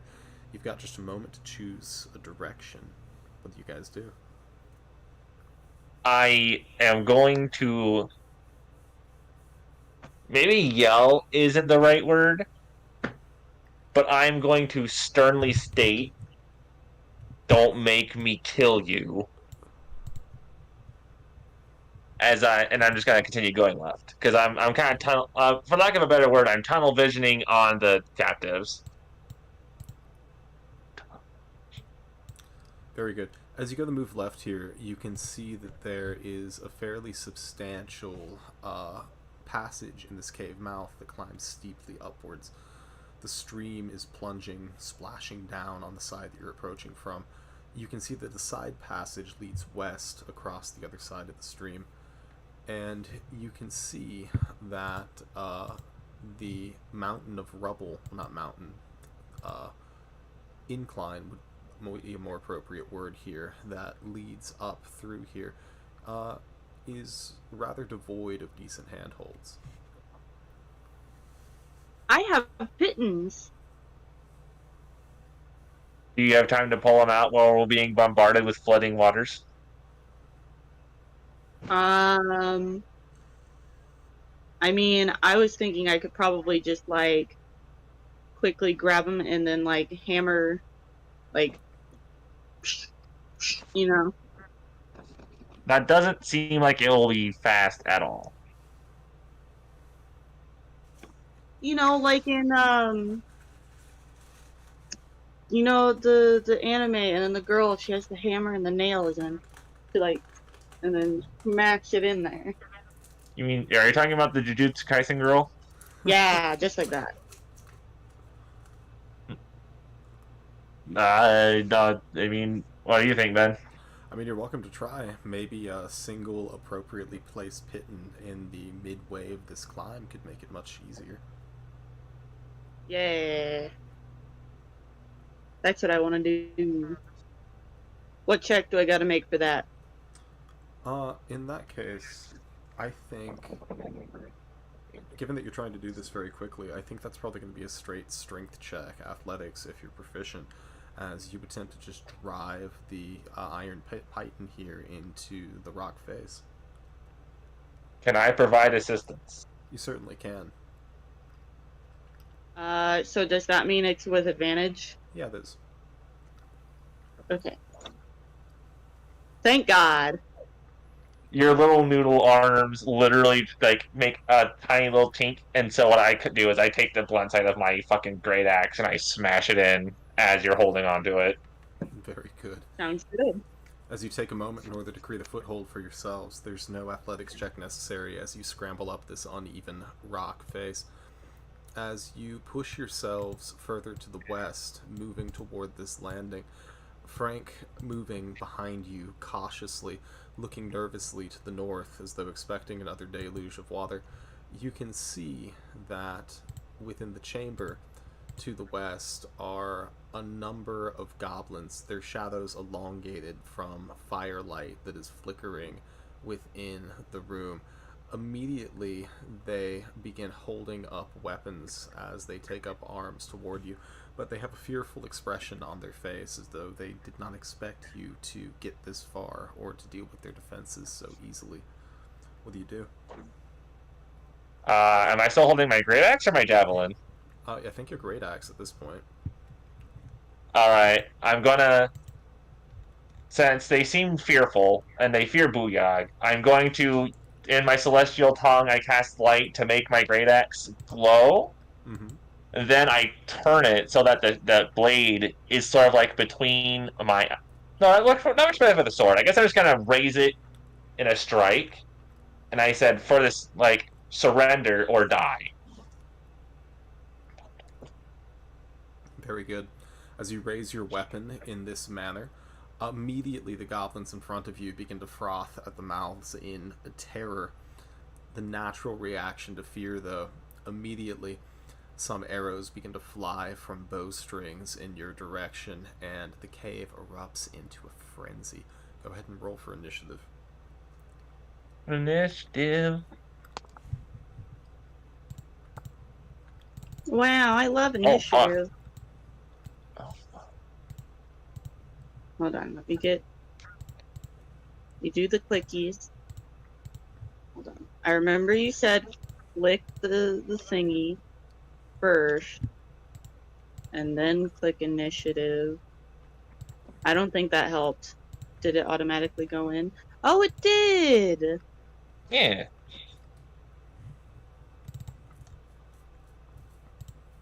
absolutely did. Very nice. Nice. I'll take it. So, Torm, it looks like you have initiative here. Your great axe glowing with light. You can see the panic that's already beginning to well up in the room to the west here. You can see also with the way that the radiance of your spell plays with the lighting of the area that there are about a half dozen forms in the room to the west. Also, you can see a longer form, apparently bound and upon its knees, humanoid by the expression of its silhouette. What would you like to do? First things first. Is there any way we can brighten up the room just a little bit? I'm still working with like normal person vision, I think. Or is that a negatory? I mean, you could cast a light spell on an object and heave it into the room, or you could light a torch. Both of those take an action, though. I mean, I already lit my great axe, did I not? Was that not my opening play? Yeah, it was. I thought you were talking about making the room brighter than that. Yes. Yeah, I mean, you could light torches. Well, I'm not gonna use a turn to buy a torch. I just thought the great axe was already bright enough. Either way, so someone's already getting ready to fire an arrow. So I guess my first action is gonna bonus action rage. I'm gonna start crying because that guy's gonna die, and I'm gonna take a javelin and I'm gonna chuck it at him. Alright, so as you currently stand on that landing, throwing upward into the chamber to the west, or to the west there, he is going to have half cover from your current position unless you want to move first. I will move up a bit. You got it. Difficult terrain. I guess I'll just start. Yeah, I'm just gonna start like coming in. Fuck it. Difficult terrain to scramble up that passageway there. As you move in, you can see that it's a two-tier room, a carved stone stairway leading up to a chamber at the back. You can see that there is a rather elderly-looking goblin, mangled white hair and beard. You can see that he has what looks like a fillet knife pressed up against the throat of a rather exhausted and beaten-looking human man. Thinning black hair on a very weary face. Looks like he's been stripped of arms and armor, but is still wearing his doublet and his undershirt and breeches. Currently in bonds at the back of the room. The rest of the goblins have taken up arms before you. all right, change of plans. This old man's gotta die. He's too close to be able to kill that guy at the slightest provocation.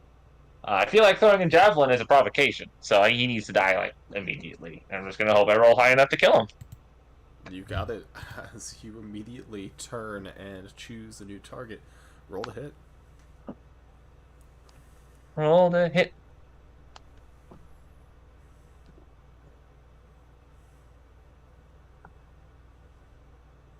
Damn.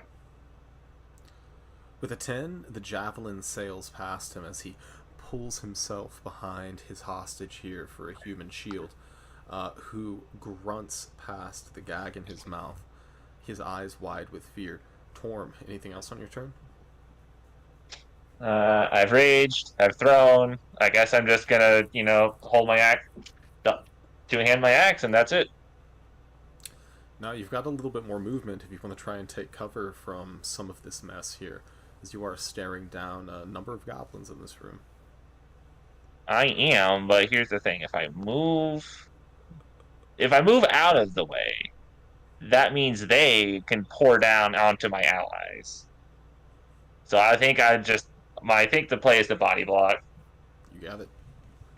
That's a good turn. And I'll just, I'll either die for my hubris and then I can re-roll someone who's not such a pansy, or this will work out and everything will be fine. That's the spirit of things.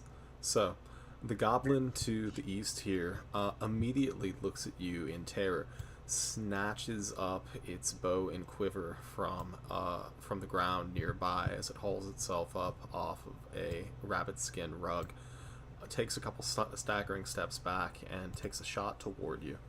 With a 13, it misses as the arrow scrapes off of the wall. It immediately goes rushing up the steps here, pushing itself toward the back of the chamber, trying to create some distance between you and it.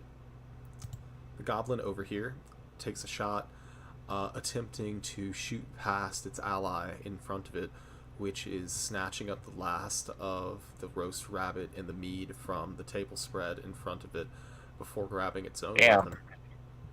Even in the face of death, he's like, fuck it. Oh, ow, that hurts. Even with half cover, though, I think the 23 hits here. For a total of So 2. what does half cover do Gives you again? What's the... Plus 2 to your AC total. Oh yeah, 23 definitely hits. 5 points of piercing damage reduced to just 2 here thanks to the effects of your rage. From the Joke's back, on you, Buster. Now I can just keep raging next turn. From the back here, this older goblin shouts orders to the rest of his compatriots as he uses an action to grapple his hostage and haul him a little further back into the room. Lanner, that's going to bring us to you. Nice. So I think what I want to do is I want to be an absolute cool kid, and I'm going to I think that uses up half my movement, and then I would like to do the really cool, awesome trick that I did last time of casting grease right.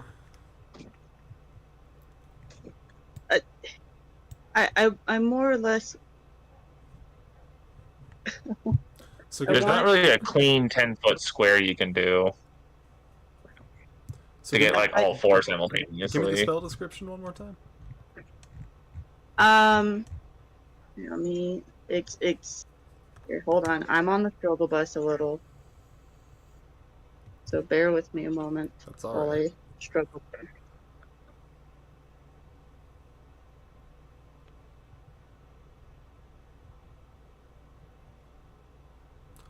So 10-foot square. So you can split squares here, and you only need 50% coverage of the square in order to achieve the effect. So if you wanted to catch all 4 of those goblins with the spell, that would be perfectly fine. That's what I'm wanting to do. I just don't know how to actually draw it out. No, that's fine. Let me go ahead and do that. No. Let me clear It's myself. something like the doll. No, hold Right on. about there. Thank you. So This How do I undo my thing? What have I done? It's okay. So, this puddle of grease just bubbles out of the air here, immediately drenching the four goblins in front of you. Three of which immediately Yeah. plummet to the ground before you. Hey, yeah, I'll take that.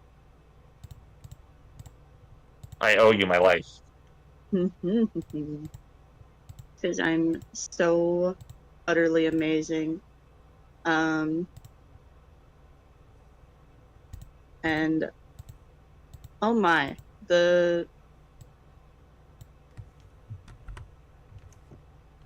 Alright, okay, initiative just doesn't exist for me right now. there we go. Oh, there it is. Yeah, Okay. yeah. I'm gonna double check if I have bonus actions because I don't remember if I have bonus actions, but I want to see if I do.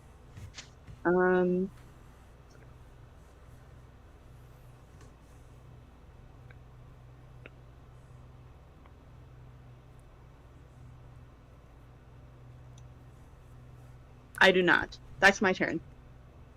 I'm gonna tell them to suck it, and that's my turn.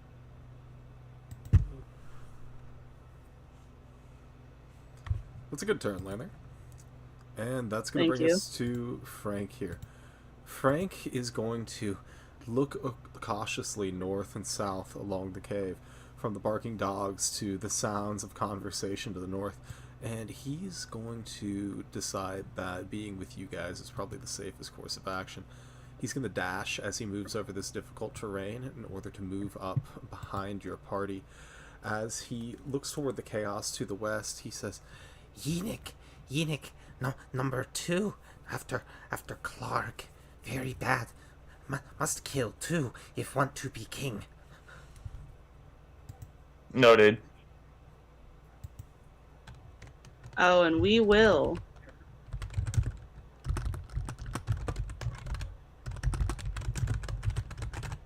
Very good.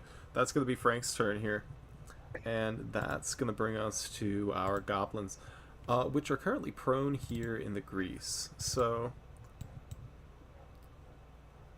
yeah. They're going to immediately haul themselves up half their movement speed in order to stand up. Moving out of the grease counting is difficult terrain. Just able to move themselves right to the edge of it. It's going to be, yeah, all 3 of these goblins. This guy here is going to have to dash in order to haul himself up that rock cliff face out of the grease. This guy here is going to step up after using half of his movement speed to stand up from prone. The 2 that didn't have to dash, Torm, are going to take short bow shots toward you. 19 and a 23 to hit. Ow. Even with half cover, I don't think that's going to help. It's going to be 1 Nope. and 2 points of piercing damage.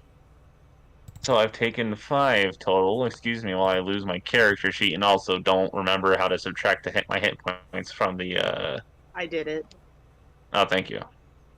So what you do is you click the little character icon, and then in the little green, type the number, and then click enter. Oh, you know what? Hold on. I should probably switch to the actual select tool. Yeah, that helps. Okay, cool. Also, I guess I should change this to 1 since I have used up a singular range. Not that I am still raging, of course, but you know. Also, it's a good thing I rage, or I would, not dead, but worse.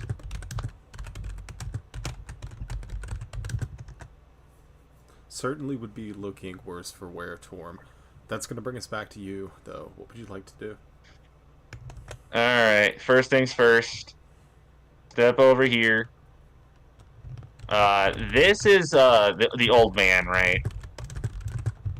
Like down here.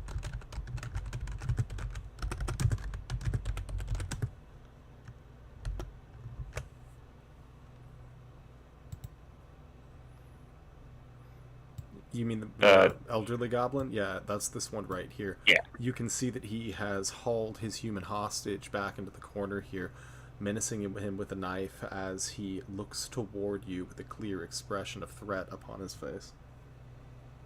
Do I have a clean shot at throwing something at him from here, or is he in like 3/4 cover or something? I mean, from this position, probably not 3/4, but he's definitely got half cover. I don't trust my throwing arm that much. I'm just gonna fucking like while I'm still sort of making eye contact with him, Uh-huh. I'm going to just try and behead this guy right here. Roll the hit. Roll the hit, roll the hit. Where's my character sheet? Let me just pull that up again.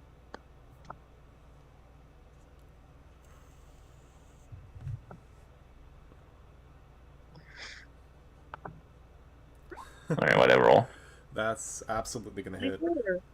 A 24. All right, 1 in 12 chance to survive. Let's go. Yep, good job. Dead. Super dead. Oh dear. Session 2 Torm, definitely a little less forgiving than Session 1 Torm. Look, there's not enough people here to be for. Look, I feel bad about it, but like, there's a hostage situation. There's like 5 guys here. I don't have that kind of time. Very fair. Torm, as you bring the great axe down, crashing through the bow of the goblin that he throws up, trying to ward the blow off, it just mangles his face as he falls to the ground in front of you. Stops breathing after just a moment. Anything else on your turn? I know I can't use this as like an actual useful thing. I'm just letting everyone else know, hey, that's gonna be you if you don't drop your arms and surrender. As I continue to do 5, 10, 15. You got it. Because if they all have bows, what's the point of me body blocking? Very Other than I guess half cover for Lanner, but you know. Gotta spread some of that HP damage around. That's going to bring us to a goblin on 17, which is practically climbing the walls to get away from Torm as he strides through the cavern here. He's going to shoot toward you, Torm, with a short bow. You do have half cover as you're pressed up against that waist-high wall. A 10 is going to miss as the arrow breaks in contact with the floor nearby your torso. Our goblin here on 16 is going to 10, 15 feet of movement in order to step out of the grease, and he is actually, he's got better ideas than to try and move up toward you. He's going to move up toward Lanner instead. He's going to take he's going to take this path, the 25 feet, making it possible, and is going to try and tangle with the jackal as he draws the scimitar. He had to enter the grease, didn't he? Oh no, he started. Well, he already entered the grease. He started his turn there. Yeah. If he ended a turn there, he has to make another dex save or fall prone. Right. He didn't end his turn there. This is his first turn since. He's the one who passed So, the grease save. So he was. I'm sorry. Can you point out where he was again? I might have crossed wires. He started his turn here.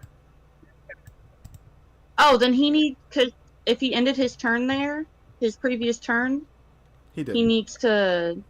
This is his first turn. He ended his turn before the grease was even here. Oh, okay. Yeah, so you cast it on 13 of last initiative, and this is right back to 16, so this is his first turn in it. He started his turn here. He treats the first square as difficult terrain for 10 feet, 15, 25, and 30. Brings him right up to you. Okay, I was a little confused. Alright, sorry. Fumbling with his scimitar a little bit as he's completely covered in grease, he's going to make one swipe toward you. But apparently that's just improving his swing. That's going to be 9 points of slashing damage as he manages to carve a deep blow across you, Lanner. I don't appreciate this, not one bit. Understandably. Yimikir continues to shout orders to the goblins nearby as the smell of Lanner's blood in the air continues to whip them into a frenzy. You can even see Frank's teeth are sort of bared back with this instinctual grimace. That's going to bring us to Lanner. So the guy in front of me is just absolutely coated in grease, right? Yeah.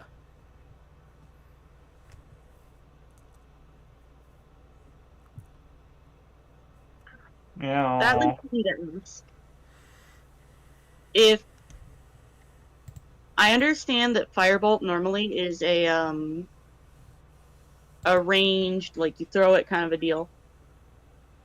I just want to like light him up, catch him on fire, with the Firebolt.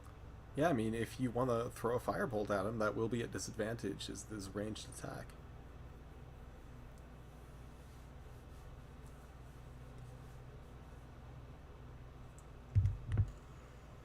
Mm, I want to do. Yeah, I can't be stopped. Here, let me You do have click inspiration. that button. I want to use my inspiration on it. How does that work? So that'll turn the disadvantage roll into a straight roll here. All right, then just inspiration, normal. There's no way that doesn't hit. A 16 I'm sure. absolutely does hit here. So, covered in grease here, I'm going to say that he has vulnerability to fire damage in this moment. As you just place your palm out and blast him with a firebolt that's like the desert sun, go ahead and roll 1d10 damage, and the result here is going to be doubled. Ooh.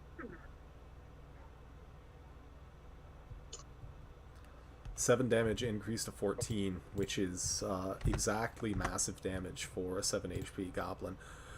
You puncture this crater in the chest of the goblin in front of you. He looks stricken for a moment, drops the scimitar to the floor, and then falls backwards, still smoking. Suck on that. And I want to move here. No, I don't. Here. Yeah. Make a Here? stealth Wait, check. is this No. terrain right here? Make a stealth check, Lanner, as you press your way around the corner. Wait. Oh, there is a guy there. Okay, my bad. Uh-huh. I love it. Oh dear.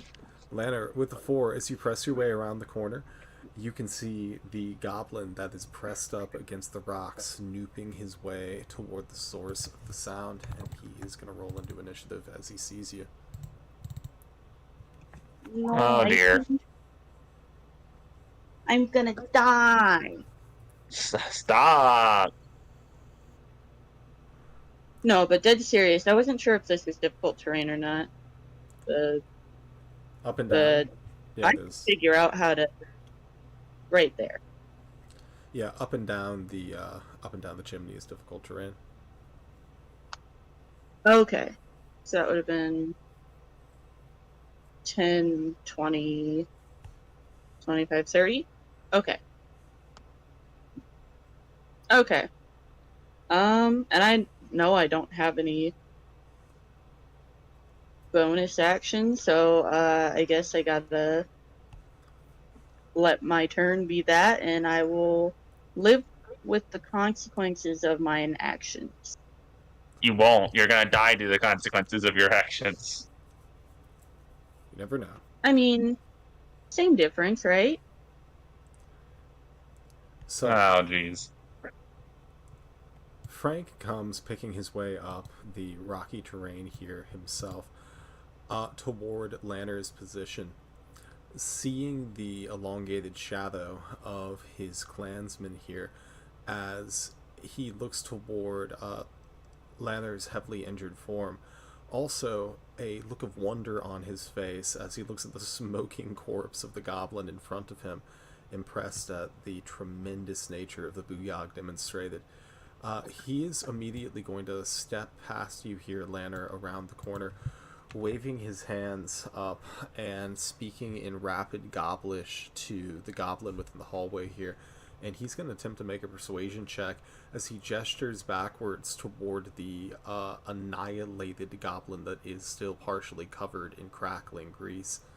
He's going to go ahead and make a... Go, Frank, go! He's going to make a persuasion check here with advantage. Go with... Use diplomacy, Frank! Yes! So that is with a 14 with a -1 for a 13. We're going to roll wisdom here.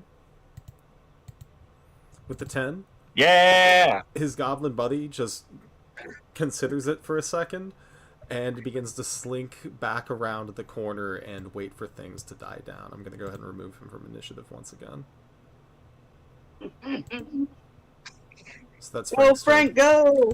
He looks See, up diplomacy works sometimes. he looks up toward you, Lanner, and says, Big booyak, big respect. Must kill goblins to make goblins like you, yes? and Yes, indeed. with that in mind, that's going to bring us to our short bow wielding goblin that Torm has managed to corner here as it attempts to scrabble up the rock. He's going to take a shot at you at disadvantage.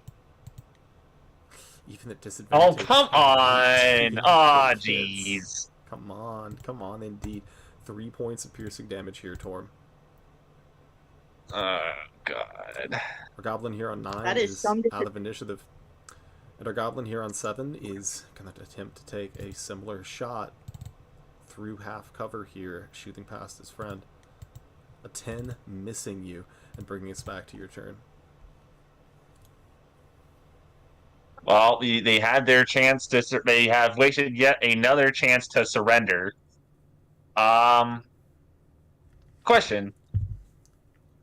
If I kill the guy in front of me, can I use that as an intimidation check against the old man, whose name I keep forgetting? The old goblin who Frank referred to as Yemic. I mean, you're certainly thank you. You're certainly welcome to try and parlay an object interaction into some kind of intimidation check. Alright, well, I guess first things first, I need to kill this guy in front of me for taking a shot at me, so. Also, I went ahead, let me know if this is a bad idea. I opted to make a separate entry for my Great Axe, so that when I'm raging, it calculates the bonus. If I can get my character sheet pulled up properly. Never mind, I can't seem to do it properly. Let me try this again. Oh, dear. I keep losing my character sheet, and I keep having to, like, reopen it. That's a constant curse on Roll20. Anyway. Great Axe with Rage, so it has my +2 bonus to it. Here we go. 19 hits. Alright, roll damage. Anything less than a 1, or just a 1, is surviving. Ooh. 15 points of damage is immediate death for the goblin in front of you. What exactly are you attempting to do with it? So here's the deal, right? He's dead. Uh-huh. I guess if you're letting me try and use an object interaction to intimidate the goblins around me, I'm going to point. Yeah, I'm going to point the axe at these two. Because I trust Frank is correct when he says if Ener, I keep forgetting his name. Yemic. Emac. Emic, thank you. If Emic says he has to die, I trust him. The fact that he has a hostage is a problem, but right now I'm going to see if I can intimidate these two into surrendering. Yeah, what do you do? So so what I do is with my axe, what I do is I lop off this guy's. I swing it so that the axe comes from the north to the west and south, lops off his head. Then I quickly sort of release one hand and catch him by his top knot. Uh-huh. And then I hold his head towards these two. And I'm going to say in common, surrender or die. Frank translates your words into Goblish, and that unblinking comprehension turns into screaming horror almost immediately. Go ahead and make an intimidation check. Yay. Oh, that's not my character sheet. That's Discord. Alright, I want to do one thing real quick to differentiate the old man. It's not going to mean anything or do anything. While he's trying to figure out his thingy. Alright. 11. With an 11. So, these goblins are going to roll. They need to fail this by 5 or more. That's a 7. Not by the failure. And a 15. They're cornered here. They got guts. I'll give them that. But they have weapons, and they can see the wounds that are weeping from your body here as Yemek, this old goblin, continues to haul the captive back into the corner of the cave and press that stiletto Chris up against his throat. Anything else on your turn, Torm? Nope, I don't think so. All I right. think that's all. Well, I guess what I can do, since this guy is now officially dead, Mm-hmm. but I'd probably use my object interaction if I like kick him to the side and then take his place. I mean, you can step into that space now that he's dead if you want. Yeah, I will. Hang on, can I roll a sleight of hand to see if I can take enough care to not trample his corpse out of respect for the life he had?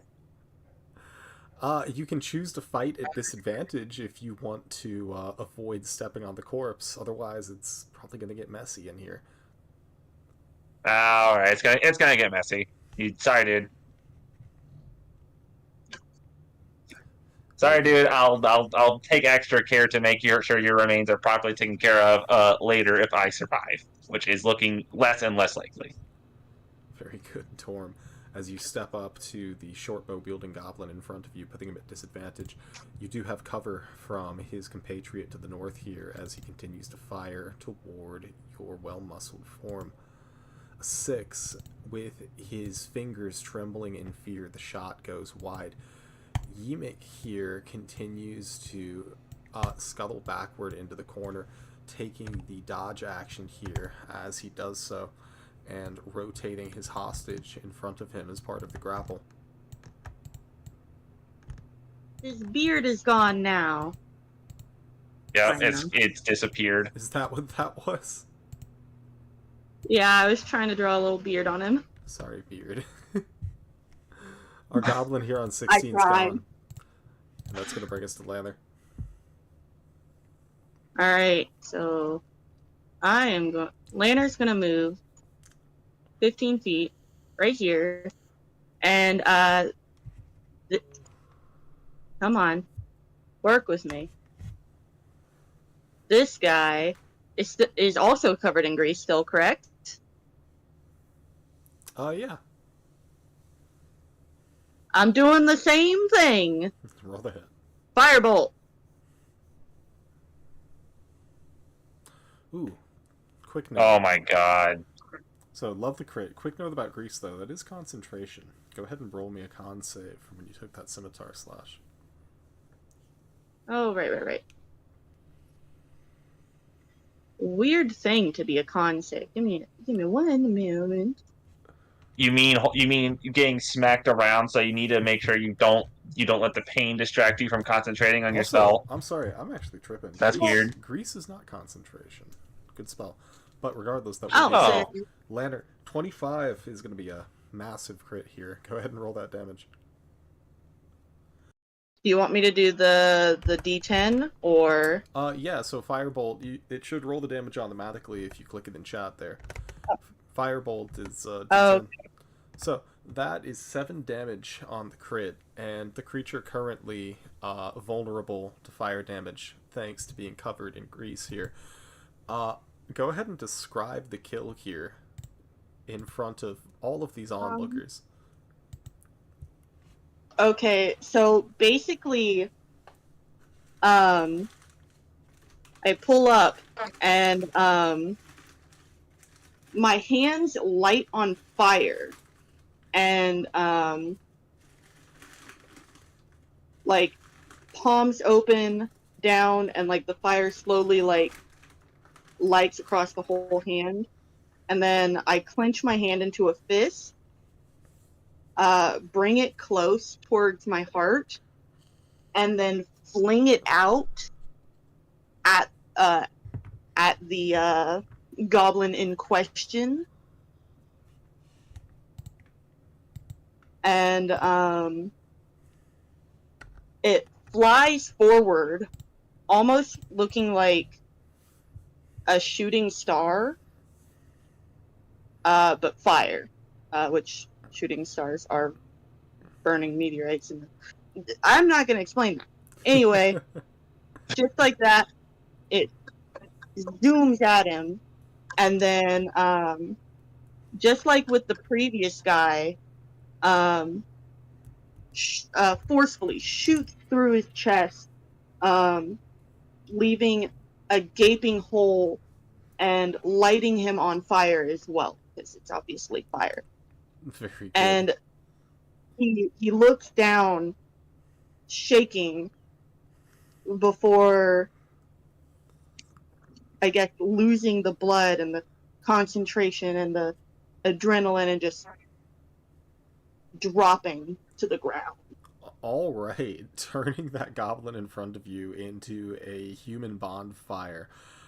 The smoldering corpse lies upon the stone of the chamber before you. Just one goblin, hands shaky on its weapons, and this old eunuch fellow holding Sildar Hallwinter captive. Anything else on your turn here, Lanner? It's my turn. All right. Also, Oh, if I rolled something, don't mind me. I'm trying to finish Actually, things before over I do here. that, I'm not that stupid. I still have 15 feet of movement, and Bye. Bye, Felicia. Frank looks toward you with an all-enduring admiration and says, Biggest Booyak yet. His power, his might, his good. it is the best. he looks toward you and grabs the scimitar with glee and says, We kill Yimik now. Then number 2, then Clark. He's easy. Climb promotion ladder. Be happy. as he goes Oh, rushing you know past it. you. He's going to take the dash action as he goes moving into the room and starts babbling toward Yemek in Goblish here. That's going to be Frank's entire action. That's going to bring us to our dead goblin, who is currently being trampled underfoot by you, and the one that was just set on fire. Torm, that's back to you. Alright, well, I'm worried Frank over here, in his babbling, he's going off about how he's going to be the greatest goblin ever. And, Preach, but also, he's going to get our hostage killed. I'm kind of surprised I didn't get my hostage killed at this point, I'll be real. So just to double check, can I move here with my... Oh, hold on. Yeah. Can I move here with my normal 5 feet, or is that going to be 10? Oh, that'd be 10 feet, yeah, as you'd have to climb up that ledge. Damn, okay. So if I move here, is that 10 feet? Yes. Move where, sorry? So if I want to move diagonally this Yeah, way, is that that would- still 10 feet? Yeah, still 10 feet. Damn, okay. Oh no, that's perfect, because 10, 15, 20, 25, 30. So yeah, I'm gonna pull out my javelin. Mm-hmm. I'm gonna pull out my javelin. Frank, I know, bro, you're a bro. I know you're giving a grand speech and all. I'm just gonna stand here. I'm gonna pull out my javelin, and I'm gonna shove it into Emic's space. I would use my great axe, but I'm worried there's not enough room to swing it down on Emic without also smacking Haldar. Yeah, you got it. So the one thing I would note here, you would provoke an op attack as you move past that one goblin. I think he's just wielding a short bow, though. So I think you're good. I mean, he can try and smite you with it if he wants. No. As you go blitzing up onto the ledge here, straight up toward Yemek, you can see his eyes wide with fear as he didn't expect such a sudden movement. Go ahead and make your attack. I'll remind you that he is dodging, so you are at disadvantage. Can I use my own inspiration to make that a regular attack? You could, but you could also just use reckless attack if you wanted. I am level 1. I don't have that yet. Oh, you don't? That's level 2 feature. Forgive me. Yeah, go ahead and use your inspiration. It sure is. I will use my inspiration. Let me open up my sheet and take my inspiration away. And just for this one attack, I have prepared a melee javelin thing, so it should be using my rage bonus. You got it. So here we go. Damn it. With an 8. I have to ask, Uh-huh. why not just use the one he already rolled on accident? Or just... Because that wasn't my action. I Like guess that was me setting it up, and I hit it by accident as a test. That's not my actual. it was That worth wasn't my. asking. Fair enough. I respect it. With an 8, the Yimik here, this canny old goblin, pulls himself back into the crevices of the rock before you, and the tip of your javelin strikes off a nearby stalactite. Anything else on your turn, Torm? I am. Well, I would tell him. I can't show him mercy because we already promised that he's dead. I'm not gonna give him a promise I can't keep. Okay. So I'm like tears still going down my face because I'm still sad about killing people. Just crying, looking him dead in the eyes. All right. That's a good turn. That's going to bring us to our goblin on 17 here, who, in fury, fear, and frustration, looks toward Frank, the smallest of the targets, creeps out from behind that stalactite, and draws back the short bow as he takes a shot toward this traitor. With a 7, Yeah, Frank. Frank sees the shot coming and throws himself to the ground, immediately bares his teeth, and hisses at his one-time compatriot. Yimik, in front of here, is going to place the Chris toward the throat of his captive here. He's going to ready an action to strike with it. As he looks up toward you and hisses from his weathered old mouth, Truce! Truce, or this human dies!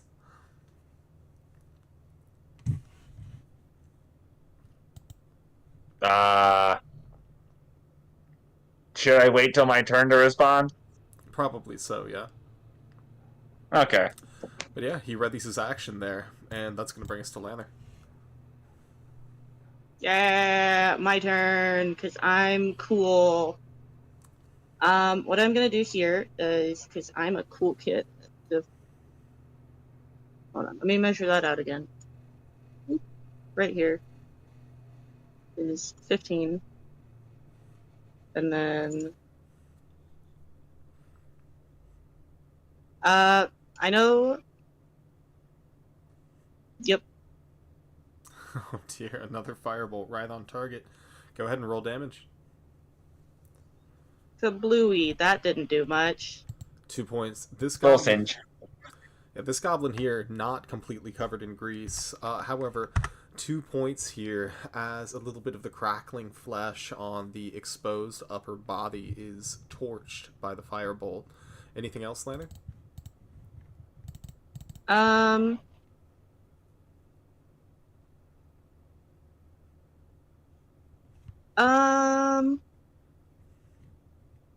I am going to move here.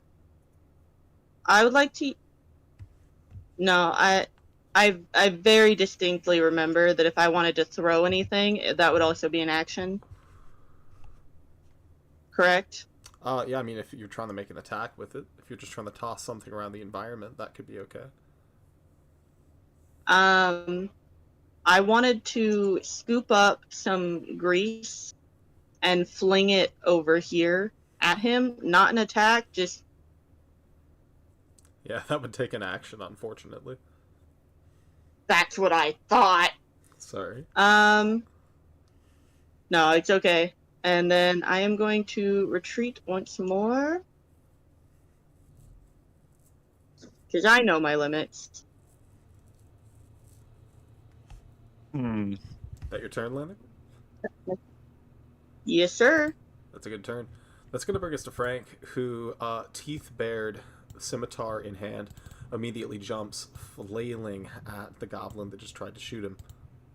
With a 22, he... Holy shit, Frank. 7 points of slashing damage, and as he just hisses and screams, he bears his entire weight, the scimitar in both hands, as he drags it down through the torso of his clanmate here. As he picks the scimitar up, dripping with blood, he looks toward you, Torm, and says, Yes, yes, it's working. I feel the booyak inside, Frank. and that's going to bring us to your turn. Fuck. This is going surprisingly well. However, I am in a pickle. Also, I'm assuming because I dealt no damage last turn, and I've taken no damage since, my rage has subsided. So, but I'm still just as sad. It's just I'm no longer like a superhuman anymore. Let's see. So here's my deal. I'm going to ready an action. I'm going to ready.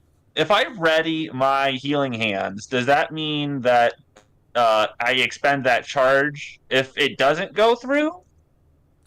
That's Or only, that's only is it true like for spell casting. Healing Hands isn't a spell, so if you didn't go through with it, it wouldn't expend the charge. okay? So I guess what I'm going to do is I am going to ready healing hands. I look Emic dead in the eyes, and I'm going to tell him, sorry. No, I'm not sorry. Fuck. How do I think? How do I word this? Canadian I'm is going smart. to ready a healing hands. I'm going to put the hand on Sildar. I'm not casting it yet, but if Emic does his little slashy slash on Sildar, I'm just going to immediately heal the wound back up. Mm-hmm. And I tell him, you're already dead. Don't struggle.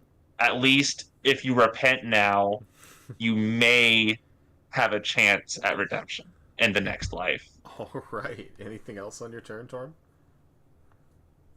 Just regret all of my life decisions. That's certainly an interesting choice. I love to see how it plays out. That's going to bring us to our dead goblin, and that's going to bring us to Emic, who, as you look toward him, he sees the determination in your eyes, and a look of terror comes across his expression, as immediately he tosses Sildar Hallwinter toward you as soon as you place your hand upon him. As he does so, he tries to get you in the side with his own shiv. With a natural 1, though, you manage how poetic. you manage to deflect his blow at the very last moment, as he's going to use a bonus action here to disengage. Go scuttling past you here, attempting to get the hell out of dodge as he gets just toward the Y-shaped crevice here, moving past a hissing Frank and up toward a heavily wounded Lanner. That's going to be his turn.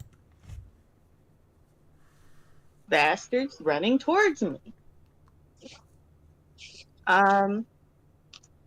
So my turn.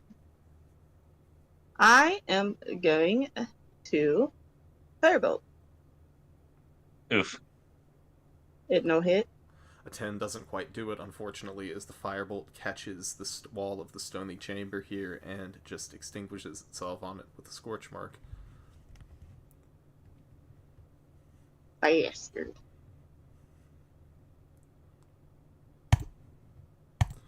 I'm going to yell out to Die Torming Celestial and say, defend me! Yeah, thanks. Great. I'll do my best, from all the goddamn way over here. Oh, man. Save me. So, Oh, man, I should mention, since I technically had my javelin and my great axe in my hand, I must have had to drop 1 to ready my action, right? Based on how I described it. yeah, I would guess so. Probably the javelin.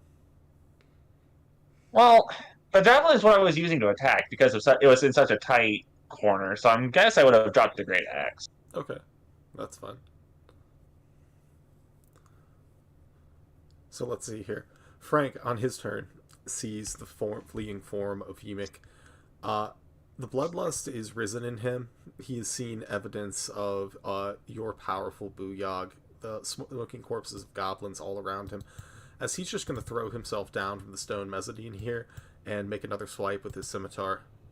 An 11 missing this time as the old goblin parries him with his own serrated blade. That's going to bring us to Torm. All right. So I guess I need to ask before I decide what to do. How's Sildar holding up? What's up with him? You can look toward him. You can see that he's currently bound and gagged. There's an expression of relief mingled with the abject fear on his face. You can see the resignation that has probably been there for some time, though. It looks like he didn't have any hope of rescue whatsoever. Physically, you can see the bruises and the lacerations from him being dragged. He's been pummeled to all hell, probably in the initial fight where he and Gundren were kidnapped. But other than that, you don't see any life-threatening wounds or any breaks. Okay. Since I'm holding him, does that mean he is grappled, and as such, both our movement speeds are halved? That would be true, yeah. If you wanted to unbind him, perhaps Okay. you could walk. Well, Though that would probably take an action. I'm going to. I'm sorry. Continue, Ben. I was just saying that taking him out of his bindings would probably take an action. Yeah, I'm just gonna say sorry, and I'm just gonna have to I'm gonna try and let him go in the most general way possible. But I'll be real with you. I need to kill this motherfucker wherever he is. So I'm gonna let him go, let him hit the ground, and say sorry about it. And I'm just gonna go 5, 10. If I go like here, like what would happen? What would happen with that? I mean, you could climb down, taking a moment and treating it as difficult terrain, or you could make me an athletics check to try and just leap down without suffering any consequences.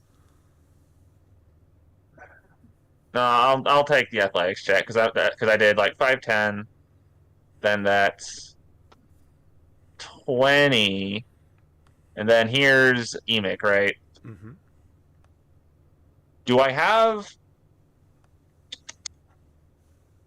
So then I could go like 15, 20. I'm gonna pull out my mace, and I'm gonna smack him with that, I think. So, Do it.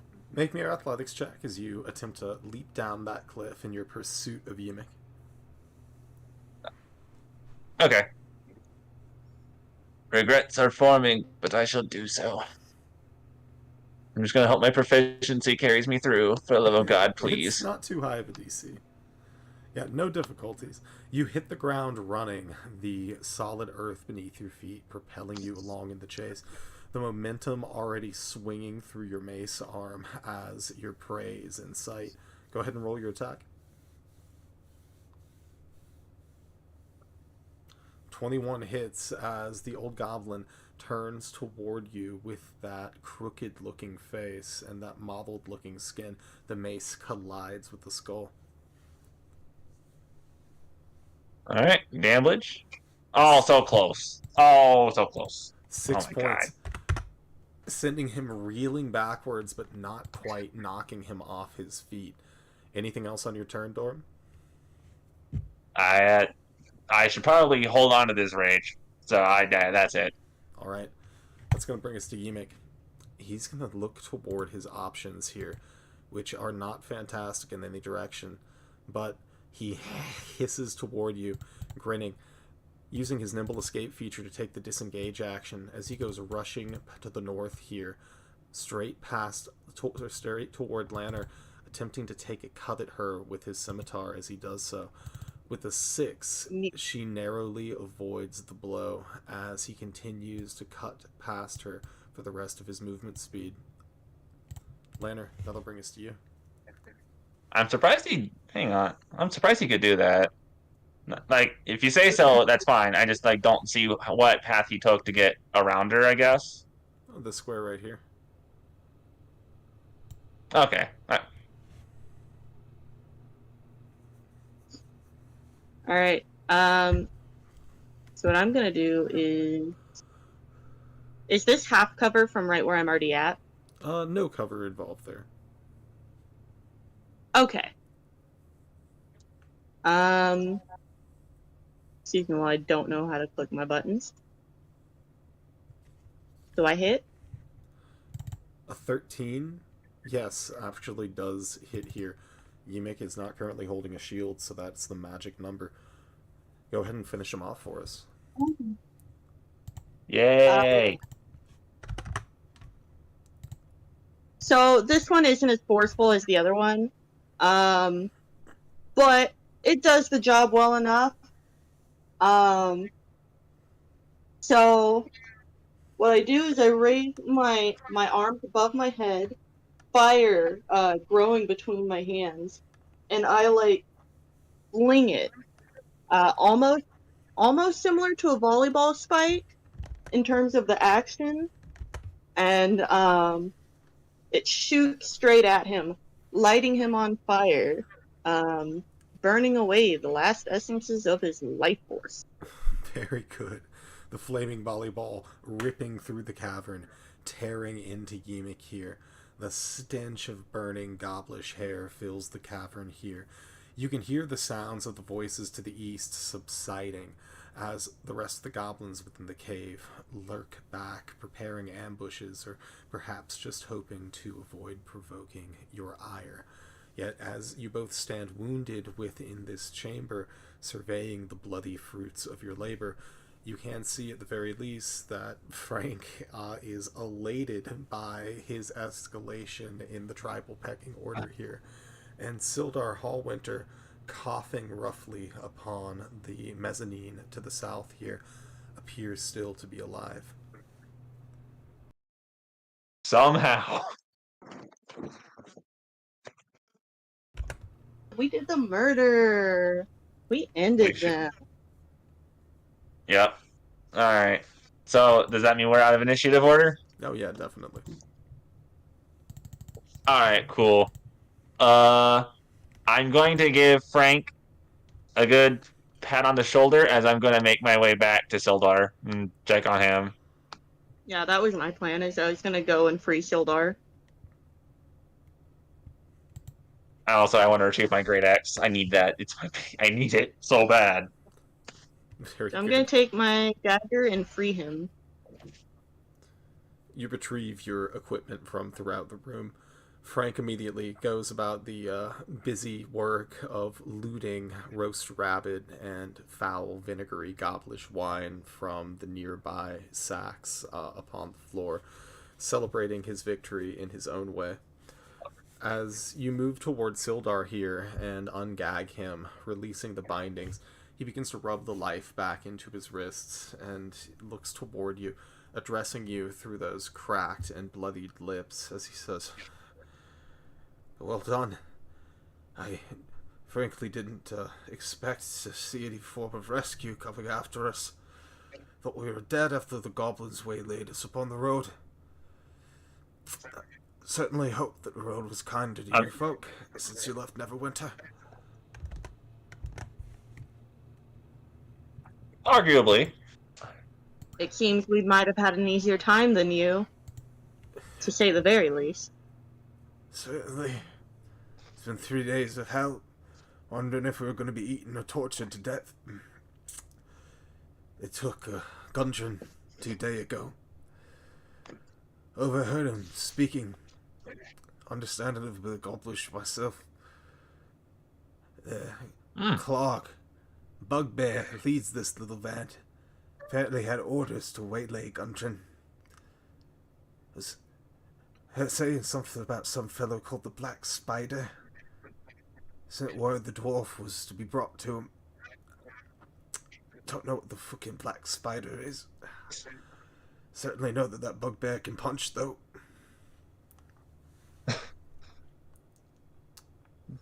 So, real quick, do I know what a bugbear is? Almost certainly. I don't think you'd really need to roll a history check for that. Maybe if you wanted to gain more obscure knowledge.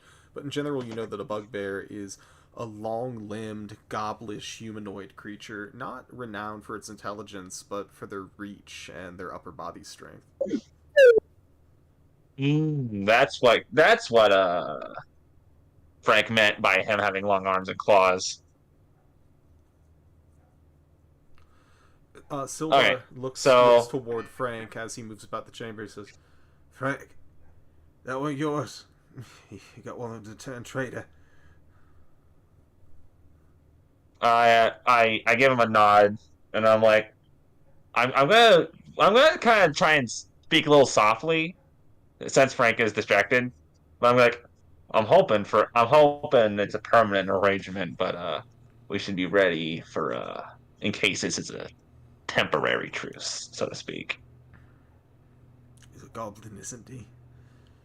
All they know is malice and fear, as far as I'm concerned. If you can keep him in line, then it's the better for everyone. But I wouldn't be putting any trust in that creature. Well, fear can be a powerful tool for change. I can say that for sure. But enough of that. I'm so I'm assuming he's in no condition to like walk or fight or do anything on his own. He picks himself very unsteadily to his legs, and he says, "Well, they stripped me of my arms and armor when they drug us to this cave. Probably in that bugbear's hoard. He seems to get the pick of whatever he wants around here. Hey, if you hand me a blade, I could defend myself, but I'm certainly not in the condition that I was in when you saw me in Neverwinter." I guess I will give him a healing hand to kind of help get him back into shape, and I'll say, "Well, I can't leave this cave until Clark is dead. I couldn't forgive myself otherwise, really. If you think you can help us out, be my guest, but be honest with your limits. If all you can do is defend yourself, you should go back to I'm sorry, what was the ox's name? Molly. Thank you. You should head back to Molly. We had to leave her by herself to come get you. You describe the path back through the woods to him, and he considers it for a moment, and he says, Don't fall in the pitfall, please. "Yeah." And he considers yours. He says, "Eh, why do you need to see the bugbear dead? I already told you Gundren's not here, right? They drug him off somewhere else. A place they called Cragmaw Castle. Not sure where that is, but if you're still looking for him alive, I think that would be your best bet." I look back to Frank, and I'm like, well, we may have a lead on Cragmaw Castle, but that's beside the point. Listen, I care. I like Gundren, right? I like him, of course. We need to understand. There's just if we don't kill Clark here and now, he's gonna reband. He's gonna regroup, and he's gonna kill more people. And he's gonna take more of their shit. So I'm gonna kill him here and now. So he's not a problem, not only for us, but for all of Neverwinter later, or whichever D&D world we're in right now. Don't judge me, please. No, you got this. He looks at you and nods approvingly, and he says, "Yeah, you might do a stint in the Lord's Alliance yourself, boy. Sentiments like that. It's well spoken. You're wounded as well. Maybe we take a breather here. See to that bugbear on our way out." I give him an approving nod, and yeah. Heck yeah. We're gonna F him up. It's a bugbear, I mean, but after we un-F ourselves up. Yeah. So I guess what Dietarm's going to do. Well, before I suggest we take a short rest, we have another potential new recruit that Dietarm knows nothing about because he was too busy killing people. I'm sorry, what? Yeah, that goblin that Frank can use diplomacy on and convince him to stand down. Oh, that guy. Yeah, we may. Since you know about him, maybe you should go check in on him and make sure he didn't decide to, you know what, actually fuck these guys and leave. I am going to let Torm know about the guy so that because I am big hurt, more hurt than you, and I will get hurt if he decides to retaliate. So I would like at least a little bit of backup while I go to recruit the potential to recruit. Potential to recruit. It is. I pick up my great axe. I do a little neck cracking, and I'll come back with you. My eyes will linger on the bodies though, especially the one I had to desecrate. I'm gonna feel real bad about that. I'm gonna have to remember to. My short rest activity will probably be arranging these guys respectfully. Sure. But that's neither here nor there. We have another Gabo to talk to, so I guess I'm off to talk to him. Excuse me. Sorry, pardon me. Sorry. Oh God, especially sorry to you. All right. Hey Frank, how's it going? This double excuse me. So, Where them Leonard, Torm, dudes at? as you guys creep your way along this dark passage toward the sounds of the running water, you can see the goblin that is curled up, crouched with an arrow knocked in his bow at the end of it, sort of cornered with nowhere to go, minus a 10-foot fall into the cold water. He immediately begins to babble in Goblish as you approach, a fearful expression on his face. Frank moving up from behind here, sort of kicking Yimik's corpse in the ribs as he passes. What do you guys do? So, just to double check, is it? Oh, I'm gone. Hang on. Just so, is this the same guy? Do I know if this is the same guy? I don't think you'd know. I think only Lanner had that brief encounter, right? Yeah. Lanner and Frank. So what I'm going to do is I'm going to speak to him, and I'm going to say, join me and gain immense power. I don't think he speaks common, though. Frank... It's okay, that's what Frank's here for. Yeah, Frank begins to translate, babbling in gobbledygook. As the goblin swallows visibly, beginning to sweat, Frank looks back up, blinking amiably, and says, I said, you do what I say, or I set you on fire like other ones. Go ahead and roll an intimidation check with advantage, Lanner. Oh. Oh, I'm gonna get hit with another arrow! The goblin here with an 8, he's gonna make a wisdom save real quick.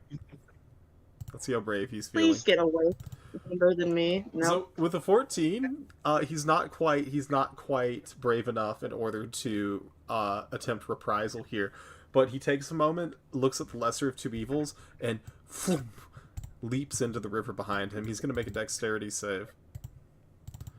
With a 20, he manages to slide down the wall pretty adroitly, as he just goes into a dead man's float and allows himself to be carried out of the cave, away from the dangers within it. God, that's a fucking mood. Anyway. We tried.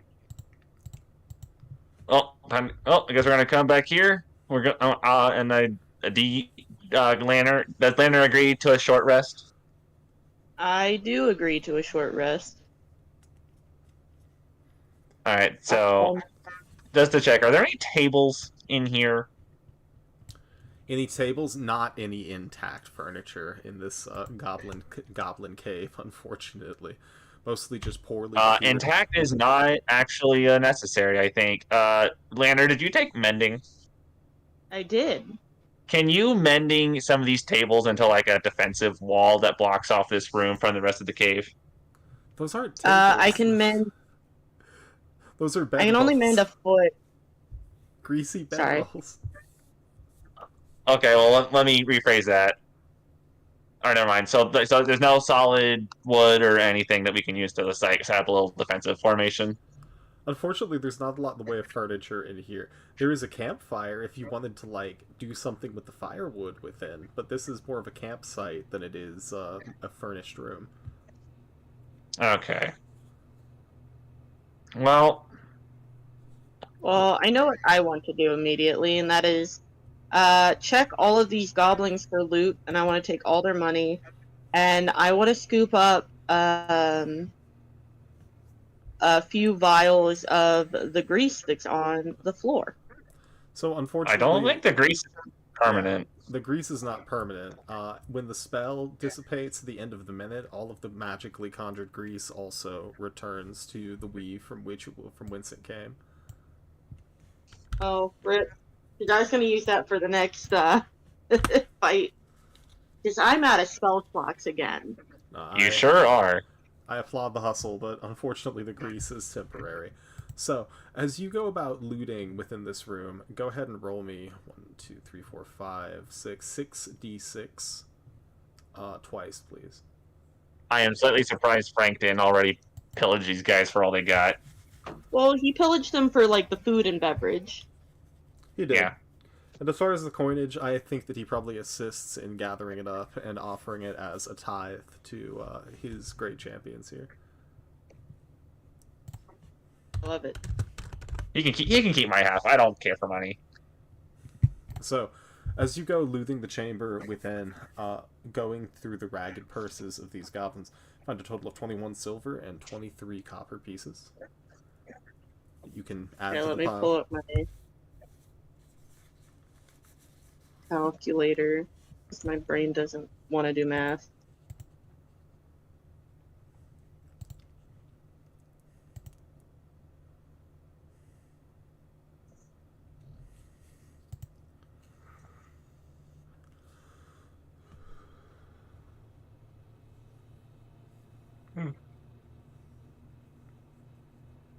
All right, I got it added into my sheet. Very good. Anything else? Like any special mushrooms, bugs? No special mushrooms, but you do find on Yimik's body, in his purse, there is a total of 15 silver pieces and 3 gold teeth that appear to be dwarven sized, probably knocked out of Gundren's head, each of which are about a gold piece of value.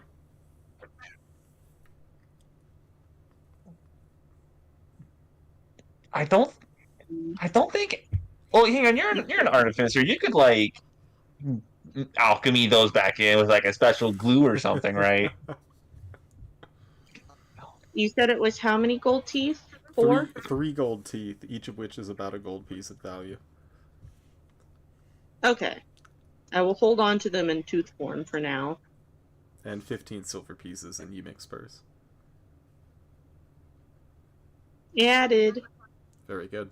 So, that's what you would find during your examination of the chamber, other than a number of unmentionables, food, drink, rations fit only for a gobblish palate, which Frank is making good and liberal use of here in the chamber, looking like a very comfortable goblin here within the midst of his maimed brethren. What would you all like to do? So for my short rest, I'm gonna remind Frank that we still got work to do, so don't get crunk or anything. And then I'm gonna proceed to arrange the bodies so that they're somewhat respectable. Arms crossed, eyes closed. The guy I stepped all over on and cut his head off. I think what I'm gonna do is, as I lay him out, I'm gonna put his head in his hands, and also collect my javelin back, if I can. Yeah. So I'm back up to 2. Taking a moment to stack the corpses respectfully, Frank asks why and says, Those useless goblins. Cannot make them do what we want them to do. They're dead. Why treat them like that? Well, Frank, I believe that life is precious in just about any form you can imagine. Which means I believe that killing people for no good reason, is just about the worst thing you can possibly do.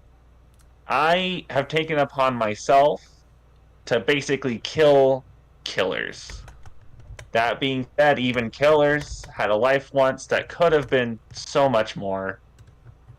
And I feel remorse for what I do, but I also try to respect the lives that I take. Because like they're dead now, but these were people once, and I think that's worth remembering and respecting. I think every person deserves respect. Frank nods in bewilderment and then just lets out a deep belch before returning to his improvised feast here. Fair enough. So, any activities from you, Lanner, over the course of the short rest here? Other than that lovely heal I just gave myself, um, just to double check, Artificer is the D8, right? Because it reset back to the D4. Yep, it's a D8. Okay. So real Okay. quick, before you restore your HP for this short rest, someone go ahead and roll me a D12.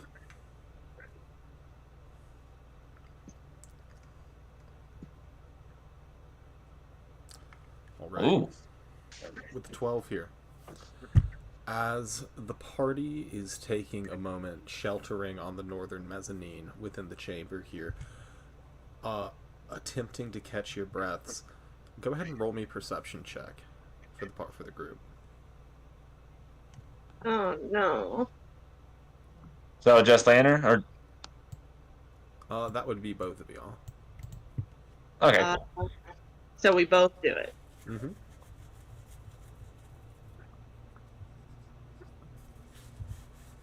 Not bad. Very nice. With the sub 15 with a 17. You can hear them snarling as they begin to pad their way into the chamber, drawn here by the irresistible smell of blood. You can see first one and then a second ragged muzzle, the chain broken, still trailing around these wrought iron collars as these half-starved feral wolves begin to press their way into the chamber. At first beginning to snarl and snap at the still fresh bodies of the goblins within the room, but they begin to scent the air as they turn their attention toward your party. What do you guys do? You can hear Sildar behind you just saying, "Oh shit, Torm above," as he begins to look for a scimitar nearby and press it into his hand. Well, let's see. Well, I know what I want to do. I'm going to tell Frank that I want one of his alcohol bottles, and he needs to hand it to me. And I'm going to ready throwing the alcohol bottle at the first wolf that shows up, so I can light him up. Can I provide some constructive criticism? To me? Yeah. Why?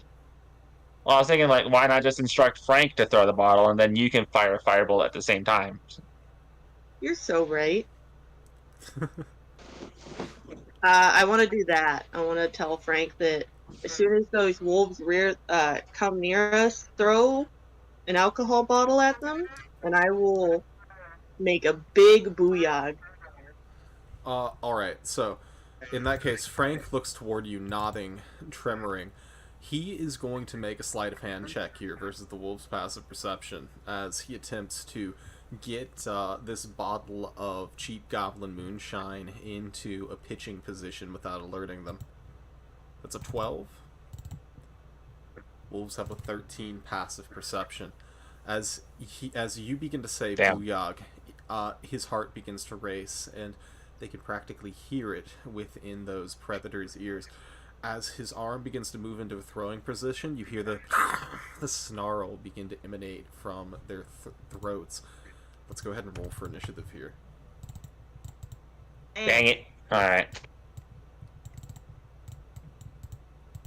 Alright, here I go. Again on my own. Going down the only road I've ever known. All right. Oh no.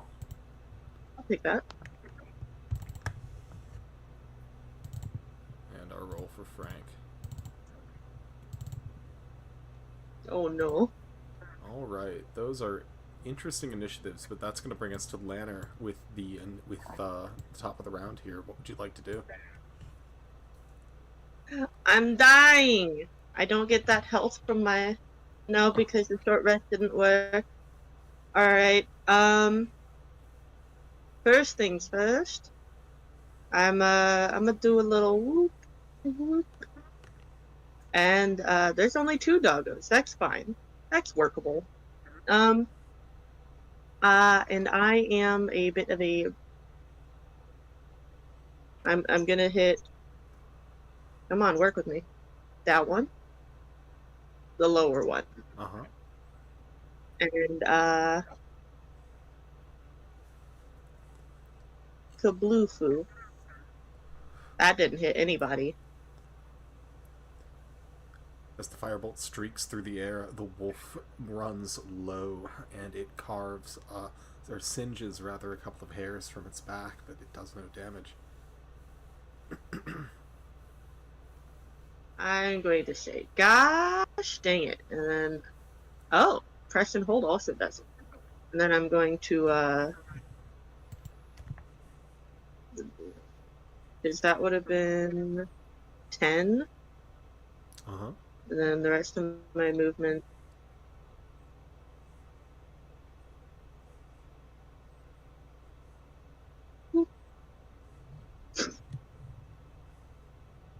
Alright, and that's my turn. I'm gonna be like, you get him, Torm, you got it. Thanks. The lead wolf comes bounding into the room here, taking a 10-foot run up. It's going to make an athletics check, as this quadrupedal creature has at least a little bit of difficulty scaling this 5-foot cliff. With a 12, it's successful as it scrabbles up here in front of Frank, whose movement alerted them, and it opens its jaws. With a 12 to hit, Frank just barely manages to pull himself back out of the way as the jaws snap toward the arm bearing that bottle in front of him. He Thank is goodness. going to listen to the words of the Booyog Master in his presence, and he's going to make an improvised weapon attack as he attempts to pour the gobblish moonshine all over the wolf in front of him. Improvised range dexterity attack. A 15 is going to hit. No damage, but the wolf in front of him snuffles and snarls as the moonshine coats it. Frank's going to use a bonus action to disengage here, as he is going to push himself toward the back of the room here, and that'll bring us to Torm. Alright. So, Lanner, what's the range on your firebolt? 60 feet. 60 feet. Actually, 100. 120 feet. So if I push the wolf here, you'll still be able to hit him at full with no cover penalties at all, maybe? Yeah. From where? Alright. So I guess what I'll do is I will move myself here, and I'll use... I'll keep my axe drawn, but what I'm going to do is I'm going to push him, like, here. Yeah, make an athletics check. Can do. Well, these days I'll figure out how to not constantly open my character sheet. Athletics. Ooh, an 18. With a 15, the wolf attempts to spring out of the way, but you put a firm boot against its breastbone and send it sprawling back over the cliff here, hitting the ground prone, taking 3 points of bludgeoning damage. Anything else, Ty? Wow. Alright, let me just double check and make sure I... So, Frank put himself over here. Yeah, attempting to sort of pile himself amongst the dead that you had stacked there. Alright, cool. I'm gonna go ahead and move myself over here now. So that way I can most optimally keep everyone safe. Very good. That's going to bring us to our next wolf. Comes bounding up, attempting to make the same athletics check in order to enter the mezzanine. With a 10, that is just enough. Manages to pull itself up next to you here, Torm, and attempts to snap at you with its ragged jaws. A 16 to hit. Ow. Yes, it does.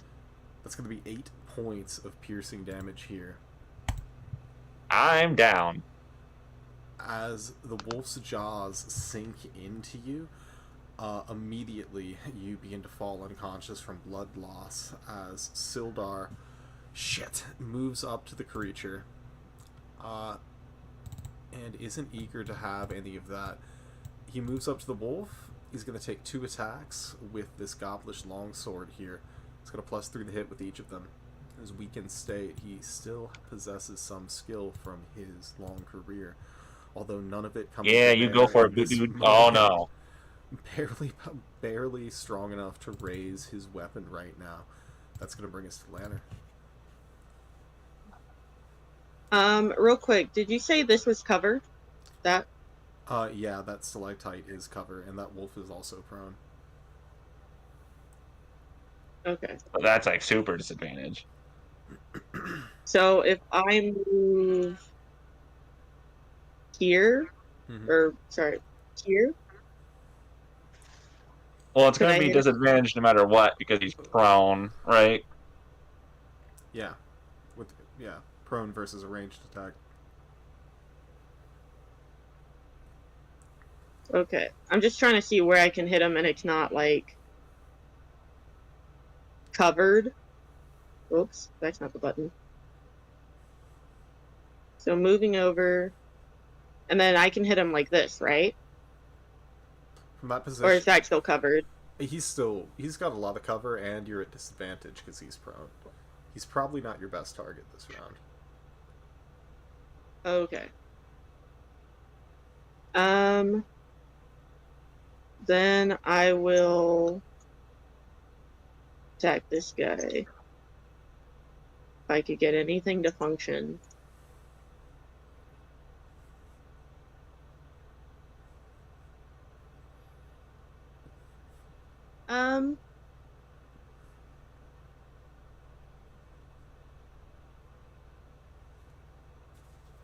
Fire. Did I get him? The 21 absolutely hits here, even as you shoot past Sildar Hallwinter's shoulder. Go ahead and roll damage. 5 points of fire damage. A yelp and the smell of scorching flesh as the leaping wolf takes it directly upon the breastbone as you drive him away from Sildar for a moment. Anything else on your turn?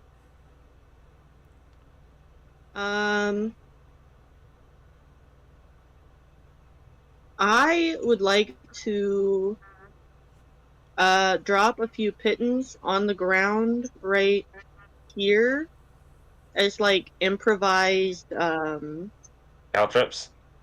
Yeah, that's the word. Alright, so as you drop a couple of railroad spikes on the ground in front of you. Anything else? Nope. I think that's everything. Very fair. That's going to bring us to a wolf on 9. Picks itself up. A half of its movement with its 40-foot move speed. And it's going to attempt to make the climb once again. With an 18, it is successful, pulling itself up here next to Frank as the cowering goblin yelps in fright. The wolf snaps toward it with a 21 to hit. No, Frank! 5 points of piercing We damage. can't see those rolls. Yeah, though it's rolling to GM, even though I have it set to public. But I must need to re-import the sheet. The wolves are secretive and elusive. Certainly. But it is all on the recording. It is a 21 to hit for 5 points of piercing damage. Frank here needs to make a DC 11 strength save. He avoids being drawn completely into the wolf's jaws. He's not knocked prone. And he is going to take a swipe at the wolf in front of him with his own scimitar. An 11 missing, as he's going to use a bonus action to start disengaging, running down the hallway to get away from the combat as quickly as possible. It's going to bring us to die 12. That's fair. I'm dying. Go ahead and make a Death death save. It's a death save. That's a success. Very good. Yay.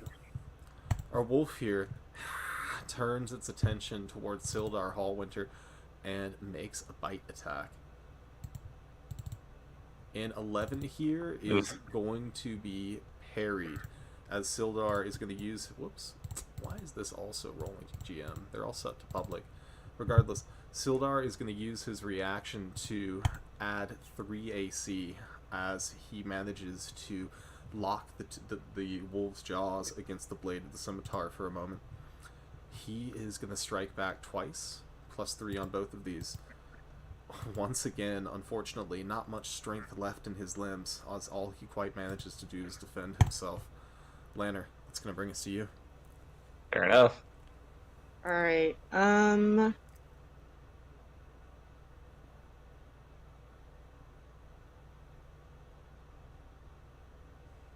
did he damage, did, our little goblin friend damage this wolf? He did not. He missed. Oh, okay. Then I will continue my fiery assault upon this one. That'll hit. I know that hit. Piddly, but... Another 2 points of damage. The wolf in front of you beginning to look quite scorched, but the smell of its own flesh is making it hungrier yet. Anything else? Dark. What? I said that's dark. Sorry. I mean... I'm not complaining. It's just like, wow, oof. Poor puppy starved so much. Oh, yeah.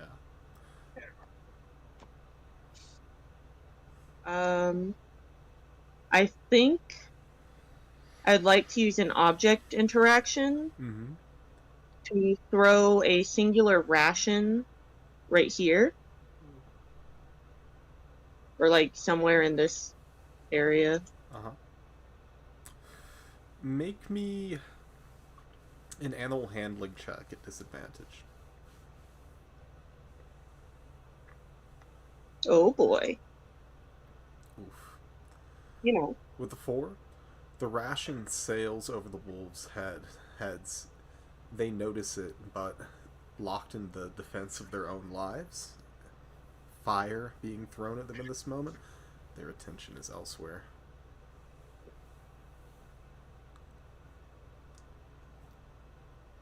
Well, I sure The ration is blind. The smell of the burning meat is blinding them to the ration. Alright, that's my turn. Alright. It's going to bring us to our wolf on 9 here, which bounds off the mezzanine, hurtling itself down the tunnel toward Frank here. Ow! Are you okay, James? Yeah, I'm just sad Frank's about to die. A 17 Oh. does hit Frank. With another 5 points of piercing damage, you hear a choked little cry from the passage to the north as Frank goes unconscious. He's going to make his own death save. Yay! He's important enough to make death saves. That's cool. That's a 19 for 1 success. Torm. Oh yeah, I should probably mark my own success on here somehow. On your sheet, James, where it says successes and failures next to death saves. Yeah, I've already marked one. Okay. I just don't know how to make it show up on the overworld like it is on Frank. Ooh, that's a death. That is 1 failure, 1 success. Yep. Brings us to our wolf on 4. It continues to menace Sildar in front of him, snarling and leaping toward him yet again. With a 22 to hit, Sildar cannot possibly parry that attack. He takes 6 points of piercing damage, and immediately is unconscious yet again. Oh gosh. The blood loss beginning to mount here. It's going to make a death save. It's another 19, another success. Lanner, you're up. You can see your companions all around you, unconscious. Both of these wolves heavily injured. What will you do? One of the few things I can do. Firebolt. Oh wait, I clicked disadvantage, but that's a 21. It's hits. fine. 4. 4 points of Is damage. he dead? How would you like to do it? That is exactly what you needed. The wolf catches on fire. The fire hot enough from the previous things, and it just like it basically melts its flesh away, and it like kind of whimpers and whines in agony, and the fire basically puts out its life. Very good. As the creature stumbles around in pain for a moment before collapsing to the ground, its death is not the most pressing matter on your mind. You can see that the other wolf standoffishly stares, eyeing both you and the carcasses that you seem to protect. It's a showdown. You know that you can't possibly survive another one of these bites. What else would you like to do on your turn? Hey What man, you attacked us. We would have let you have them. Jeez. So I think what I'd like to do,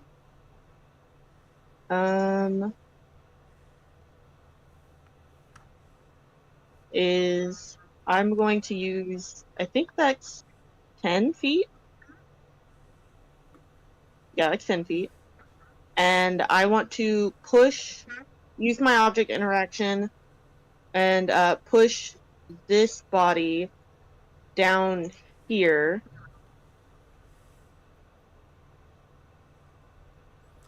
Alright, make your choice of an animal handling check or an intimidation check at advantage.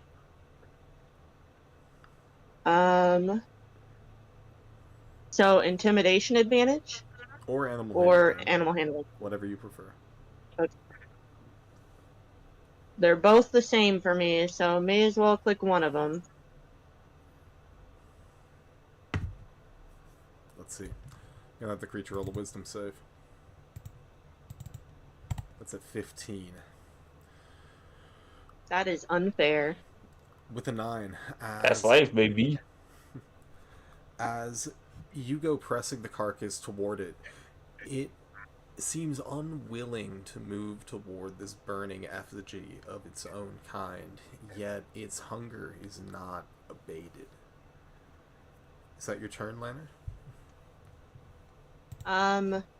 No, the next thing I'm gonna do is I will move myself here, carefully going around the spikes, and I think that's, hold on.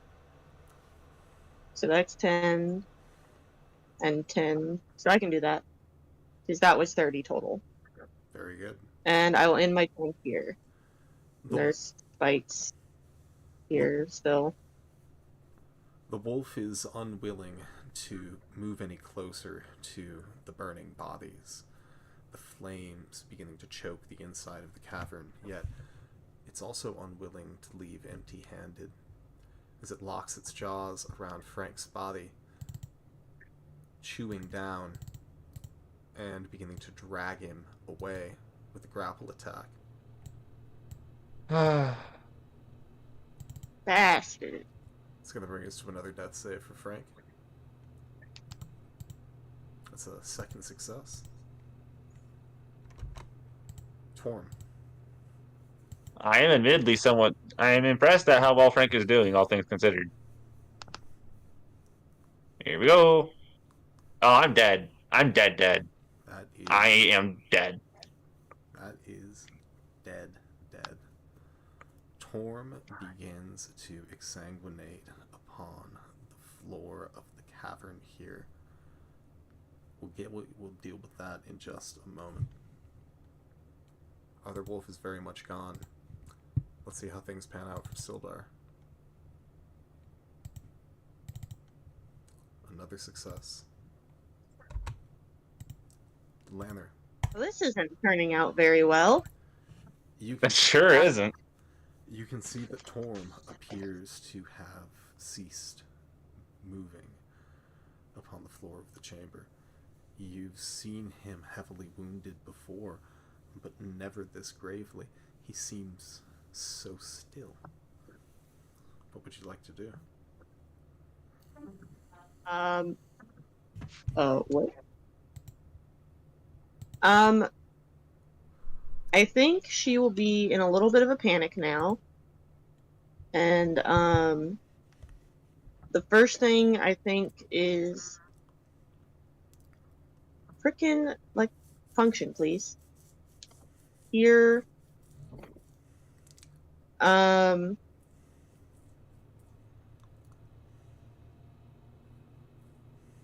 Is there anything I can do? Can I medicine check to see if there's anything I can do? Make a medicine check. With an 11, he doesn't have a pulse. You know that there are magics that can return a body to life, but they're beyond your knowledge.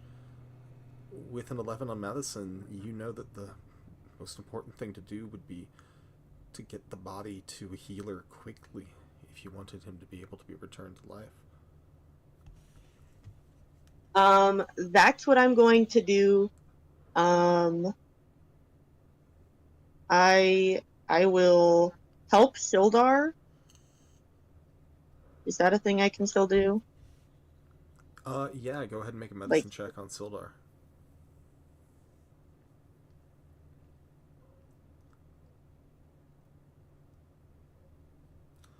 With the 14, you manage to... You can see that his heart's still pumping, he's still breathing. Though the blood loss is great, you begin to bind his wounds, stabilizing him enough for transport.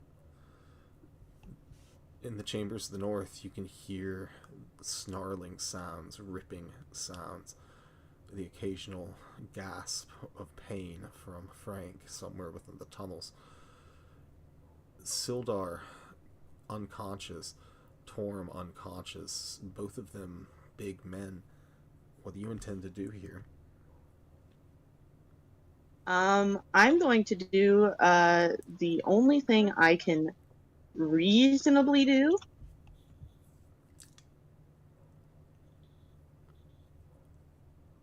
Mm-hmm. So remember that stone I had that I put a static visual effect on? Uh-huh. Or the last stone I had that I could put I'm using my last stone, and I'm going to use it to kind of disguise as just another rock. I'm gonna keep it in my pocket, but like I'm gonna make us look like a rock, and I'm going to, as best I can, drag Torm and Sildar out of the cave. You got it. Can I make a metagaming suggestion? Is that a thing I may do? What's your metagame? If you mending the bedrolls, the grease-soaked bedrolls together, the grease is probably gone now, but you could probably mend the bedrolls into like a makeshift gurney, and then just drag the two of us down the freaking steep ass slope, or better yet, just push us and let my lifeless body just fucking fall down. Like I'm already dead, so of course I know that's not something she would do because that's very disrespectful, and probably she could. I don't know, but you know what I mean, right? Like the bedrolls could be used to like for ease Sure. transport a little bit. Yeah, then I will do that to help pull these guys. So, as you quickly construct this makeshift gurney, the sounds of ripping dying down from the eastern tunnel quickly. You're not sure how much time you may have as the smoldering bodies continue to produce smoke all around you. You begin to lash your two companions' bodies into the travail. As you begin to pull them from the caves, Go ahead and make me one athletics check and then a second athletics check at disadvantage. Oh boy, I'm already not going to do great. With an 11, as you begin to haul them down these rocky corridors, it's rough. Certainly, if either of them make it back from this, they will have a litany of new bruises to contend with. But you manage to strain your way to the mouth of the cave, pulling them through the now substantially higher waters of this quickly flowing river, just managing to keep your footing as you do so. As you begin to press your way out into the thicket, the sounds of snarling dogs and wailing goblins behind you, you remember the 5-mile trek back to where you last left Molly. As you begin to haul yourself through the thicket, dragging this immense load behind you, go ahead and make me a second athletics check, this one at disadvantage. Oh, it's not going to go well at all. With a 3, Nope. the sun is beating down upon you, high noon at this point, here in the summer on the Sword Coast. Biting flies, stinging you, sweat beating on your forehead, your heart pounding in your throat, your lips cracked from exertion. Yet, eventually, you hear a roar as you make your way back to the road, Molly looking ill-tempered as the tiny mouse runs up and down the back of her neck, and she swats at it with her ears. As you make your way up to the cart, immediately the old ox begins to investigate the strange load that you bear, stamping about in a degree of panic as you begin to load them up. Yet the temperamental old animal knows what must be done, and as you begin to marshal the old beast once again up on the road, she begins to strain away in the direction of Phandelver, which I assume would be your next destination. Yes, to the nearest healer. Especially considering it's probably further to it'd be a further trip to Netherwinter at the rate we went. It certainly would, yeah. Very good. As you begin to move in the direction of Phandelver at an urgent pace, the supplies in your cart have increased somewhat, the cargo having grown significantly more precious. Sildar's life on the verge of being lost, Torm's already having been pressed past that gate, yet perhaps there is some hope still available to you within Phandelver. As to what that might be, though, we're going to have to find out next session. Oh, there it is. Well, You know, I will say, admittedly, this is technically going better than the first time I ran Mines of Phandelver. It is a very nasty one. Oh, excuse me, guys. Just got a phone call. One moment. Yeah, you're good.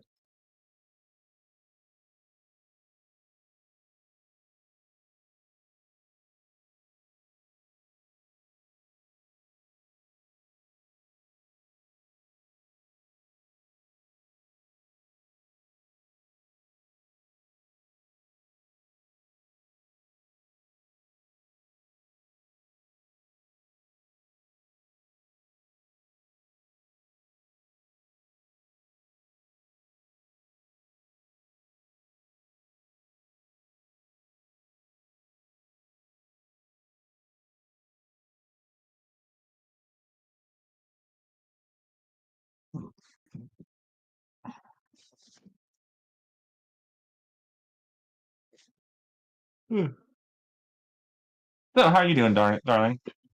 I'm writing. Okay. Did you see which chat Jarrett messaged in? I was wanting to reply, but I can't figure out where it was. I didn't even know.